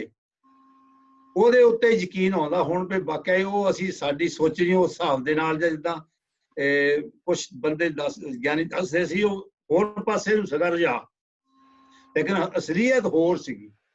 ਧੰਨਵਾਦ ਜੀ। ਉਹਦੇ ਯਕੀਨ, ਉਹਦੇ ਸੁਣ ਕੇ ਆਪਣੇ ਆਪ ਨੂੰ ਤੁਸੀਂ ਆਪਣੀ ਜਿਹੜੀ ਤੁਹਾਡੀ ਟਰੈਕ ਲਾਈਨ ਉਹ ਉੱਥੋਂ ਚੇਂਜ ਹੁੰਦੀ ਹੈ ਬਹੁਤ ਜ਼ਿਆਦਾ, ਥੋੜੀ ਨਹੀਂ। ਹਾਂਜੀ। ਉਹ ਤੇ ਤੁਹਾਨੂੰ ਇਹ ਅੱਜ ਦਾ ਮੈਡਮ ਨੇ ਕਿਹਾ, ਜਸੀਰਾਮ ਨੇ ਵੀ ਕਿਹਾ, ਉਧਰ ਨੂੰ ਆਪਣੇ ਆਪ ਨੂੰ ਫਿਰ ਤੁਸੀਂ ਰਿਗਰੈਟ ਆਪਣੇ ਆਪ ਕਰਦੇ ਜੇ ਤੁਸੀਂ ਝੂਠ ਬੋਲਦੇ ਆ ਬਾਅਦ ਚ, ਲੇਕਿਨ ਲੋਕਾਂ ਦੇ ਸਾਹਮਣੇ ਸ਼ੋਅ ਨਹੀਂ ਕਰਦੇ ਵੀ ਮੈਂ ਵੀ ਕਰ ਦਿੱਤਾ ਹੈ ਕੰਮ। ਹੁਣ ਆਪਣੇ ਆਪ ਤੇ ਇੰਨਾ ਕੁ ਆਪਣੇ ਆਪ ਤੇ ਜਿੱਦਾਂ ਫੀਲ ਕਰਦੇ ਆ ਵੀ ਲੈ ਵੀ ਨਹੀਂ, ਇਦਾਂ ਨਹੀਂ ਕਰਨਾ ਚਾਹੀਦਾ, ਉਹ ਚ ਨਫਾ ਕੁਛ ਨਹੀਂ ਲੱਭਦਾ। ਹਾਂਜੀ, ਕੌਨਫੀਡੈਂਸ ਵੀ ਆਪਣੇ ਅੰਦਰ ਆਉਂਦਾ, ਔਰ ਨਾਲੇ ਸੌਖਾ ਕੰਮ ਹੈ ਕਿ ਬਹੁਤਾ ਔਖਾ ਨਹੀਂ ਹੈ। ਹਾਂਜੀ, ਤੇ ਉਹ ਕਰਕੇ ਫਿਰ ਚੇਤੇ ਵੀ ਕਰਦੇ ਇਹਦਾ ਵੀ ਮੈਂ ਉਹਨੂੰ ਕੀਤਾ ਹੈ, ਵੀ ਹੁਣ ਵੀ ਮੇਰੇ ਕਿਤੇ ਦਾਲ ਆਉਣਾ ਹੁਣ। ਧੰਨਵਾਦ ਜੀ। ਹਾਂ, ਬਹੁਤ ਮਿਹਰਬਾਨੀ ਜੀ ਸਾਰਿਆਂ ਨੂੰ। ਸਤਿ ਸ੍ਰੀ ਅਕਾਲ। ਸਤਿ ਸ੍ਰੀ ਅਕਾਲ ਜੀ, ਥੈਂਕ ਯੂ ਜੀ। ਤੇ ਹੁਣ ਲਾਸਟ ਦੇ ਵਿੱਚ ਸਾਡੇ ਕੋਲ ਅਰਵਿੰਦਰ ਸਿੰਘ ਨੇਂਦਰਾ ਹੈ ਜੀ, ਤੇ ਉਹਦੇ ਬਾਅਦ ਜੇ ਕਿਸੇ ਨੇ ਵੀ ਅਨਮਿਊਟ ਹੋ ਕੇ ਕੋਈ ਗੱਲ ਕਰਨੀ ਹੈ, ਤੁਸੀਂ ਹੁਣ ਅਨਮਿਊਟ ਦਵਾਦੀ ਤੇ ਬਾਅਦ ਸਮਾਪਤੀ ਕਰ ਦੇਣੀ ਹੈ। ਅਰਵਿੰਦਰ ਸਿੰਘ ਜੀ। ਹਾਂਜੀ, ਮੈਂ ਉਹ ਥੋੜੀ ਜਿਹੀ ਉਹ ਬਾਕੀ ਸਾਰਿਆਂ ਨੇ ਚਲੋ ਕਹਿ ਹੀ ਦਿੱਤਾ ਸਾਰਾ ਕੁਝ ਹੁਣ। ਤਾਂ ਮੈਂ ਇਹੋ ਕਹਿਣਾ ਸੀ ਕਿ ਗਿਆਨੀ ਜੀ, ਜਿਹੜਾ ਤੁਸੀਂ ਜਿੱਦਾਂ ਐਕਸਪਲੇਨੇਸ਼ਨ ਤੁਸੀਂ ਕਰਦੇ ਆ, ਤੁਹਾਡਾ ਤਰੀਕਾ ਬਿਲਕੁਲ ਵੱਖਰਾ ਹੀ ਹੈ। ਉਹ ਅੱਗੇ ਨਹੀਂ ਕਦੀ ਮੈਂ ਸੁਣਿਆ ਇਹੋ ਜਿਹੀ ਐਕਸਪਲੇਨੇਸ਼ਨ, ਤੇ ਬਹੁਤ ਸੋਹਣਾ ਹੈ ਐਕਚੁਅਲੀ। ਤੇ ਇੱਕ ਜਿਹੜੀ ਮੈਨੂੰ ਜ਼ਿਆਦਾ ਚੀਜ਼ ਚੰਗੀ ਲੱਗੀ ਕਿ ਅਸੀਂ ਕਿਦੋਂ ਸਮਝੇ ਕਿ ਸਾਨੂੰ ਜਿੱਦਾਂ ਲਾ ਲਓ 68 ਤੀਰਥਾਂ ਦੀ ਗੱਲ ਹੁੰਦੀ ਆ, ਕਈ ਦਫਾ ਸਾਨੂੰ ਕਿਹਾ ਜਾਂਦਾ ਸੀ ਕਿ ਤੁਸੀਂ ਇਹ ਕੰਮ ਕਰਦੇ ਤੇ ਤੁਹਾਡੇ ਲਈ ਇਹੋ ਹੀ ਆ 68 ਤੀਰਥ। ਪਰ ਤੁਸੀਂ ਕਿਹਾ ਕਿ ਸਾਨੂੰ ਅਸਲੀਅਤ ਪਤਾ ਲੱਗਾ ਕਿ ਇਹ ਚੀਜ਼ ਗਲਤ ਹੈ, ਕਿ ਹੈ ਨਹੀਂ ਕੁਛ ਇਹ। ਇੰਨਾ ਫਰਕ ਪਿਆ ਕਿ ਇਹ ਨਹੀਂ ਹੁਣ ਸਾਨੂੰ ਸੋਚਣ ਦੀ ਲੋੜ ਕਿ ਸਾਡੇ 68 ਤੀਰਥ ਹੋ ਗਏ, ਸਾਡੇ ਲਈ ਹੈ ਹੀ ਨਹੀਂ ਕੋਈ 68 ਤੇ ਸਾਨੂੰ ਕੋਈ ਮਤਲਬ ਨਹੀਂ ਹੋਣਾ ਚਾਹੀਦਾ, ਮਤਲਬ ਹੀ ਨਹੀਂ ਹੈ। ਬਹੁਤ ਸੋਹਣਾ। ਧੰਨਵਾਦ ਜੀ। ਤੇ ਬੜੀ ਖੁਸ਼ੀ ਹੋਈ ਇਸ ਗੱਲ ਦੀ ਕਿ ਸਾਰੇ ਹੀ ਕਲਾਸ ਵਾਲੇ ਵੀਰਾਂ ਔਰ ਭੈਣਾਂ ਨੇ ਬੜੇ ਧਿਆਨ ਦੇ ਨਾਲ ਸੁਣਿਆ ਔਰ ਨਾਲ ਆਪਣੀ ਸਹਿਮਤੀ ਪ੍ਰਗਟਾਈ ਹੈ, ਔਰ ਨਾਲ ਇਹ ਵੀ ਦੱਸਿਆ ਕਿ ਆਪਣੇ ਆਪ ਨੂੰ ਬਹੁਤ ਸਾਰਾ ਉਹਨਾਂ ਨੇ ਚੇਂਜ ਕੀਤਾ ਹੈ। ਤੇ ਇਸ ਗੱਲ ਦੀ ਮੈਨੂੰ ਦਿਲੀ ਤੌਰ ਤੇ ਖੁਸ਼ੀ ਹੋਈ ਵੀ ਸਾਰੇ ਵੀਰਾਂ ਭੈਣਾਂ ਨੇ ਇਹਨਾਂ ਵਿਚਾਰਾਂ ਦੇ ਨਾਲ ਸਹਿਮਤੀ ਪ੍ਰਗਟ ਕੀਤੀ ਔਰ ਹਰ ਇੱਕ ਨੇ ਬੜੇ ਧਿਆਨ ਦੇ ਨਾਲ ਸੁਣਿਆ, ਔਰ ਅੱਗੇ ਵੀ ਤੁਸੀਂ ਇਸੇ ਤਰ੍ਹਾਂ ਸੁਣਦੇ ਰਹੋਗੇ। ਜੀ ਸਾਡੇ ਨਾਲ ਅਜੇ ਸਾਡੇ ਨਾਲ ਭੈਣ ਪੁਨੀਤ ਕੌਰ ਜੀ ਨੂੰ, ਹਾਂਜੀ, ਕਈ ਸਾਡੇ ਨਾਲ ਹੋਰ ਹੈਗੇ ਜੀ, ਅਜੇ ਮੈਂ ਉਹਨਾਂ ਦੇ ਆਉਣ ਲੱਗਾ ਜੀ, ਕਹਿੰਦੇ ਜੀ। ਹਾਂਜੀ, ਇੱਕ ਸਕਿੰਟ ਜੀ, ਸਾਡੇ ਨਾਲ ਸਵਿੰਦਰ ਕੌਰ ਜੀ। ਹਾਂਜੀ ਹਾਂਜੀ, ਕਰੋ ਗੱਲ। ਹਾਂਜੀ ਗਿਆਨੀ ਜੀ, ਵਾਹਿਗੁਰੂ ਜੀ ਕਾ ਖਾਲਸਾ, ਵਾਹਿਗੁਰੂ ਜੀ ਕੀ ਫਤਿਹ ਜੀ। ਵਾਹਿਗੁਰੂ ਜੀ ਕੀ ਫਤਿਹ ਮੇਰੀ ਭੈਣ। ਬਾਬਾ ਜੀ ਤੁਸੀਂ ਜੀ ਗਿਆਨੀ ਜੀ ਆਪਾਂ ਸਾਨੂੰ ਕਿਵ ਸਚਿਆਰਾ ਬਾਰੇ ਬਹੁਤ ਚੰਗੀ ਤਰ੍ਹਾਂ ਐਕਸਪਲੇਨ ਕਰਕੇ ਸਮਝਾਇਆ ਹੈਗਾ, ਪੌੜੀ ਬਾਏ ਪੌੜੀ ਉਦਾਹਰਨਾਂ ਦੇ ਦੇ ਕੇ, ਸਾਨੂੰ ਬਹੁਤ ਹੀ ਚੰਗਾ ਲੱਗਿਆ ਹੈਗਾ ਜੀ। ਧੰਨਵਾਦ ਮੇਰੀ ਭੈਣ, ਬਹੁਤ ਸਾਰਾ ਧੰਨਵਾਦ ਆਪ ਜੀ ਦਾ। ਹਾਂਜੀ, ਧੰਨਵਾਦ ਜੀ, ਧੰਨਵਾਦ। ਤੇ ਸਾਡੇ ਨਾਲ 1 2 3 4 ਜਣੇ ਹੋਰ ਹੈਗੇ ਜੀ। ਸਭ ਤੋਂ ਪਹਿਲਾਂ ਮੈਂ ਆਉਂਗਾ ਜੀ, ਮੇਰਾ ਖਿਆਲ ਕਲਾਰ ਦੇ ਥੱਲੇ ਆਪਣੇ ਭੈਣ ਸ਼ਾਇਦ ਕਲਾਰ ਆਪਣੇ ਬਲਵਿੰਦਰ ਕੌਰ ਜੀ ਹੈ। ਵਾਹਿਗੁਰੂ ਜੀ ਕਾ ਖਾਲਸਾ ਜੀ, ਵਾਹਿਗੁਰੂ ਜੀ ਕੀ ਫਤਿਹ। ਆਪਣੇ ਆਪ ਕਿਵੇਂ ਹੋ ਜਾਣਗੇ? ਫਤਿਹ ਭੈਣ ਜੀ। ਹਾਂਜੀ ਗਿਆਨੀ ਜੀ, ਪਾਠ ਤਾਂ ਤੁਸੀਂ ਜਿੱਦਾਂ ਸਾਨੂੰ ਸਮਝਾਇਆ ਬਹੁਤ ਚੰਗੀ ਤਰ੍ਹਾਂ ਕਰੀਦਾ ਤਾਂ ਅੱਗੇ ਵੀ ਸੀ, ਪਰ ਹੁਣ ਜਦੋਂ ਸਾਨੂੰ ਉਹਨਾਂ ਦੇ ਅਰਥ ਸਮਝਣ ਲੱਗੇ ਆ ਨਾ, ਉਹਦਾ ਆਨੰਦ ਹੀ ਵੱਖਰਾ ਆਉਣ ਲੱਗ ਗਿਆ। ਜੀ ਕਰਦਾ ਪਾਠ ਕਰੀ ਜਾਈਏ, ਮਨ ਇਤਨਾ ਹੋ ਗਿਆ। ਇਹਦੇ ਵਿੱਚ ਹਾਂਜੀ ਹਰ ਇੱਕ ਚੀਜ਼ ਦਾ ਸਾਨੂੰ ਸਮਝ ਪੈਂਦੀ ਹੈ ਜਦੋਂ ਅਸੀਂ ਬੋਲਦੇ ਆ, ਕਹਿੰਦੇ ਆ ਸ਼ਬਦ ਨੂੰ। ਪਹਿਲਾਂ ਕਰਦੇ ਸੀ ਤਾਂ ਪਹਿਲਾਂ ਦੌੜ ਲਾਉਂਦੇ ਸੀ, ਹੁਣ ਇੰਨਾ ਰਹਾਉ ਆ ਗਿਆ ਕਿ ਆਰਾਮ ਨਾਲ ਕਰੀਏ ਤਾਂ ਸਾਰੀ ਸਾਨੂੰ ਸਮਝ ਪੈਂਦੀ ਆ। ਆਪ ਜੀ ਦਾ ਬਹੁਤ ਬਹੁਤ ਧੰਨਵਾਦ ਹੈ ਜੀ, ਤੁਸੀਂ ਜਿੱਦਾਂ ਧੰਨਵਾਦ। ਤੁਹਾਡਾ ਵੀ ਬਹੁਤ ਬਹੁਤ ਧੰਨਵਾਦ ਜੀ। ਤੇ ਸਾਡੇ ਨਾਲ ਮੁੜ ਕੇ ਫੇਰ ਨਰਿੰਦਰ ਜਸਲ ਤੇ ਉਹਦੇ ਤੇ ਆਪਣੇ ਸੁਵਿੰਦਰ ਕੌਰ, ਆਪਣੇ ਸਾਡੀ ਘਰ ਵਾਲੀ, ਉਹ ਵੀ ਕਰਨਾ ਚਾਹੁੰਦੇ। ਤੇ ਸ਼ਾਇਦ ਸੁਵਿੰਦਰ ਕੌਰ ਜੀ ਤੁਸੀਂ ਅਨਮਿਊਟ ਹੋਏ, ਤੁਸੀਂ ਕੁਝ ਕਰਨੀ ਤਾਂ ਨਹੀਂ ਗੱਲ? ਹਾਂਜੀ, ਮੈਂ ਉਹਨਾਂ ਦੀ ਸਿਸਟਰ ਬੋਲ ਰਹੀ ਹਾਂ ਜੀ। ਹਾਂ, ਅਸੀਂ ਤਾਂ ਸਾਰਿਆਂ ਨਾਲ ਪਹਿਲਾਂ ਤਾਂ ਗਿਆਨੀ ਜੀ ਦਾ ਧੰਨਵਾਦ ਕਰਨਾ, ਇਹਨਾਂ ਨੇ ਬਹੁਤ ਚੰਗਾ, ਬਹੁਤ ਵਧੀਆ ਜਿਹੜੀ ਕਿ ਕੱਲੀ ਗੱਲ ਐਗਜ਼ਾਮਪਲਾਂ ਨਾਲ ਦੱਸੀ ਹੈ, ਉਹ ਕੋਈ ਵੀ ਕਿਤੋਂ ਨਹੀਂ ਸਾਨੂੰ ਅਜੇ ਤੱਕ ਮਿਲੀ ਹੈਗੀ। ਤੇ ਇੱਕ ਜਿਵੇਂ ਇਹਨਾਂ ਨੇ ਅੰਮ੍ਰਿਤ ਵੇਲੇ ਦਾ ਦੱਸਿਆ ਸੀਗਾ ਵੀ ਉਹੀ ਅੰਮ੍ਰਿਤ ਵੇਲਾ ਹੈਗਾ ਜਦੋਂ ਅਸੀਂ ਪਾਠ ਕਰਦੇ ਹਾਂ। ਅਸੀਂ ਉਲਟ ਸੋਚਦੇ ਸੀ ਵੀ ਸਵੇਰੇ ਉੱਠਾਂਗੇ ਤਾਂ ਪਾਠ ਕਰਾਂਗੇ, ਅਦਰਵਾਈਜ਼ ਸਾਡਾ ਉਹ ਅੰਮ੍ਰਿਤ ਵੇਲਾ ਨਿਕਲ ਗਿਆ ਵੀ ਅਸੀਂ ਹੁਣ ਨਹੀਂ ਕਰ ਸਕਦੇ। ਇਹਨਾਂ ਦੀ ਹਾਂਜੀ ਸਾਰੀ ਲਾਈਫ ਵਿੱਚ ਇਹਨਾਂ ਦੇ ਜਿਹੜੇ ਦੱਸੇ ਹੋਏ ਨੇ ਮੀਨਿੰਗ, ਉਹ ਸਾਡੇ ਲਾਈਫ ਦੇ ਵਿੱਚ ਉਹਨਾਂ ਦੇ ਆਧਾਰ ਤੇ ਚੱਲਾਂਗੇ। ਬਹੁਤ ਵਧੀਆ ਹੈ ਇਹਨਾਂ ਦਾ, ਹਰ ਤਰ੍ਹਾਂ ਨਾਲ, ਹਰ ਪੱਖੋਂ ਬਹੁਤ ਬਹੁਤ ਧੰਨਵਾਦ। ਤੁਹਾਡਾ ਵੀ ਬਹੁਤ ਬਹੁਤ ਧੰਨਵਾਦ ਜੀ।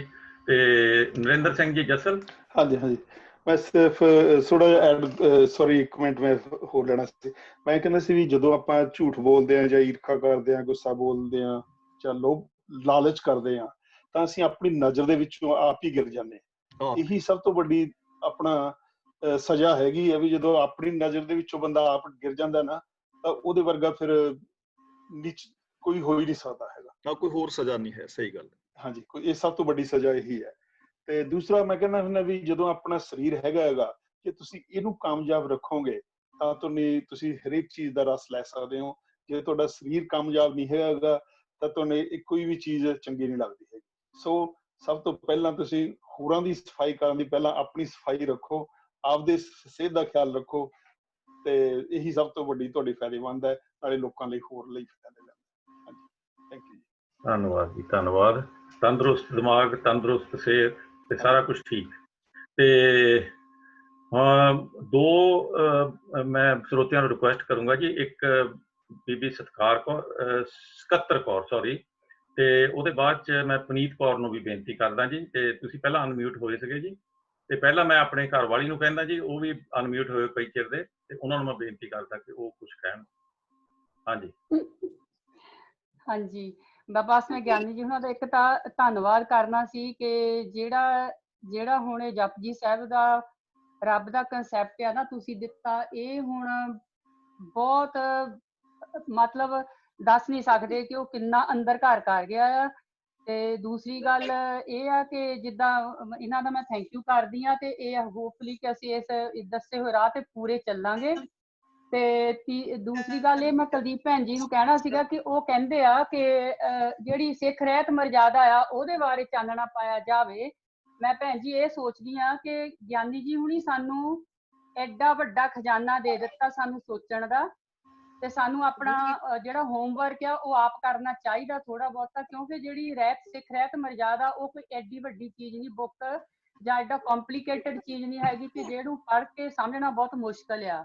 ਕਿਉਂਕਿ ਸਿਰਫ 30-35 ਪੇਜ ਦੀ ਉਹ ਸਿੱਖ ਰਹਿਤ ਮਰਜ਼ਾਦਾ ਹੈਗੀ ਹੈ, ਜਿਹਦੇ ਵਿੱਚ ਬਹੁਤ ਸਿੰਪਲੀਫਾਈ ਕਰਕੇ ਉਹਨਾਂ ਨੇ ਸਾਡੇ ਜਿਹੜੇ ਮਤਲਬ ਮੈਂ ਤਾਂ ਕਰਮ ਕਾਂਡ ਕਹੂੰਗੀ ਕਿ ਉਹਦੇ ਵਿੱਚ ਦੱਸਿਆ ਕਿ ਉਹਨਾਂ ਤੋਂ ਜੇ ਛੁਟਕਾਰਾ ਪਾਉਣਾ ਤੇ ਉਹ ਸਿੱਖਾਂ ਦੇ ਮੁਤਾਬਕ ਕਿੱਦਾਂ ਪਾਉਣਾ ਆ ਜਾਂ ਅਸੀਂ ਕਿੱਦਾਂ ਕੰਮ ਕਰਨੇ ਆ। ਪਰ ਉਹਦੇ ਵਿੱਚ ਵੀ ਕਈ ਇਦਾਂ ਦੀਆਂ ਚੀਜ਼ਾਂ ਹੈਗੀਆਂ ਕਿ ਜਿਹੜੀਆਂ ਤੁਸੀਂ ਕੰਟਰੋਵਰਸ ਹੋ ਸਕਦੀਆਂ ਆ। ਠੀਕ ਹੈ ਜੀ। ਸੋ ਮੇਰੇ ਖਿਆਲ ਦੇ ਵਿੱਚ ਉਹ ਜਿਹੜੀ ਸਿੱਖ ਰਹਿਤ ਮਰਜ਼ਾਦਾ ਉਹ ਸਾਨੂੰ ਆਪਣਾ ਹੋਮਵਰਕ ਆਪ ਕਰਨਾ ਚਾਹੀਦਾ। ਆਈ ਥਿੰਕ ਉਹ ਅਕਾਲ ਤਖਤ ਦੀ ਜਿਹੜੀ ਵੈਬਸਾਈਟ ਹੈਗੀ ਉਹਦੇ ਉੱਤੇ ਉਹਨਾਂ ਨੇ ਉਹ ਲੋਡ ਕੀਤਾ ਆ। ਅਸੀਂ ਉਹਨੂੰ ਇੰਟਰਨੈਟ ਤੋਂ ਕੱਢ ਕੇ ਅਸੀਂ ਪੜ੍ਹ ਸਕਦੇ 30-35 ਪੇਜ ਦੀ ਉਹ ਇੱਕ ਛੋਟੀ ਜਿਹੀ ਹੈਗੀ। ਅਸੀਂ ਗਿਆਨੀ ਜੀ ਉਹਨਾਂ ਤੋਂ ਉਹ ਸਿੱਖੀਏ ਜੋ ਅੱਜ ਤੱਕ ਅਸੀਂ ਨਹੀਂ ਸਿੱਖਿਆ। ਸੋ ਮੇਰੀ ਇੱਕ ਸੁਜੈਸ਼ਨ ਆ ਭੈਣ ਜੀ ਨੂੰ, ਤੇ ਬਾਕੀ ਜੋ ਬਾਕੀ ਸਾਰੀ ਕਲਾਸ ਚਾਹੁੰਦੀ ਆ, ਜੇ ਉਹ ਚਾਹੁੰਦੇ ਆ ਤੇ ਫਿਰ ਉਹ ਕਰ ਵੀ ਸਕਦੇ ਆ।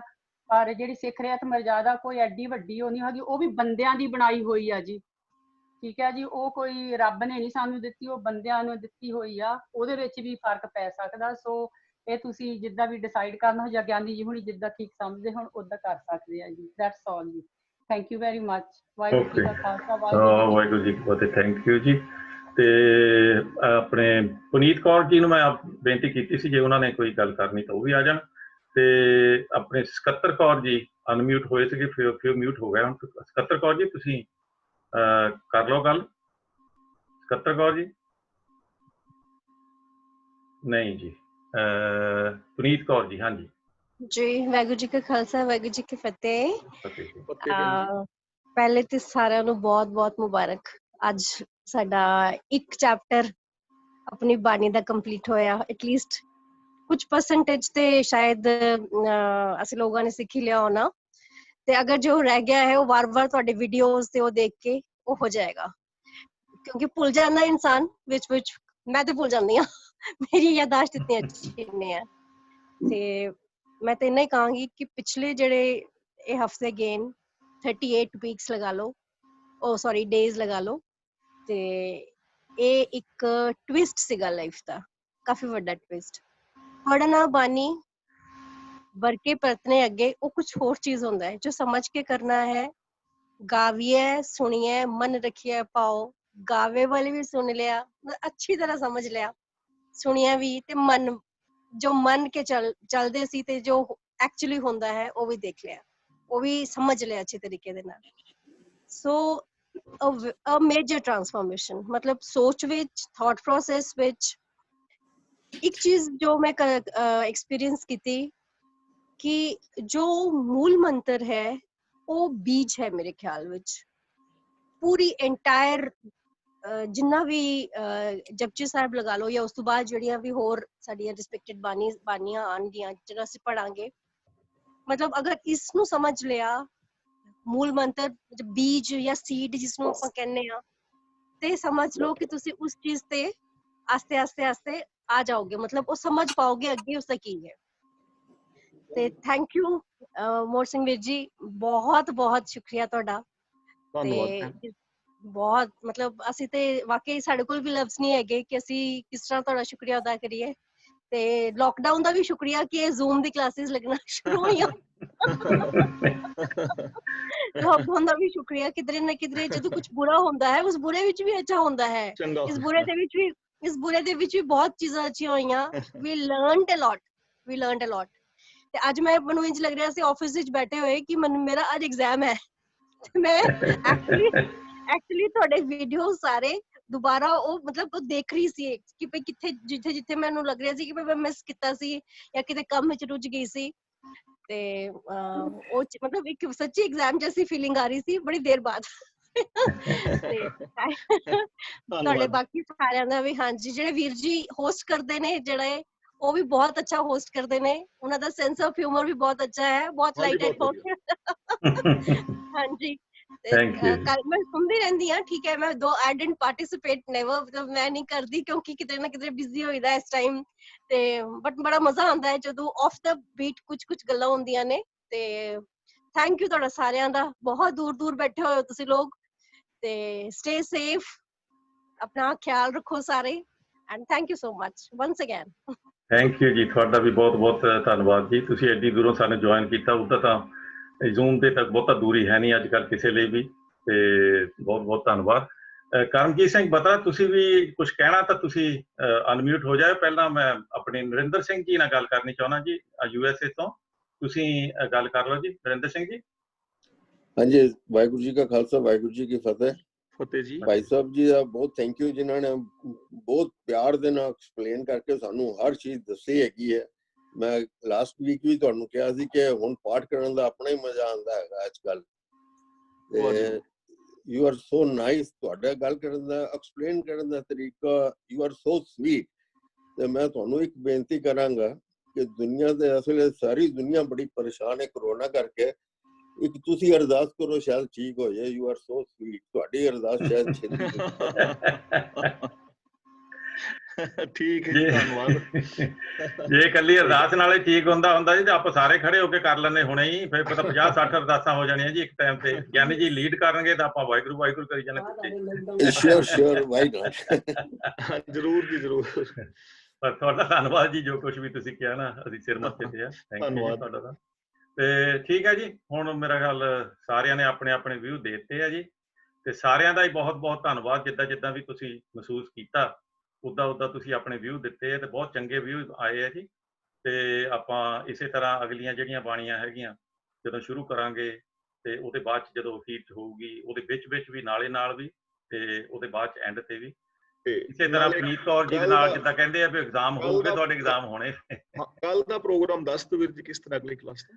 ਹਾਂਜੀ, ਕੱਲ ਨੂੰ ਤੇ ਪਰਸੋਂ ਨੂੰ 2 ਦਿਨ ਅਸੀਂ ਆਪਣੇ ਸਬਜੈਕਟ ਰੱਖਿਓ, ਟੌਪਿਕ ਰੱਖਿਓ ਆ ਜੀ, ਤੇ ਉਹਨਾਂ ਦੇ ਬਾਅਦ ਫਿਰ ਆਪਾਂ ਜੇ ਕੋਈ ਹੋਰ ਟੌਪਿਕ ਨਾ ਹੋਏ ਤਾਂ ਆਪਾਂ ਆਨੰਦ ਸਾਹਿਬ ਦੀ ਕਥਾ ਸ਼ੁਰੂ ਕਰਨੀ ਹੈ ਜੀ।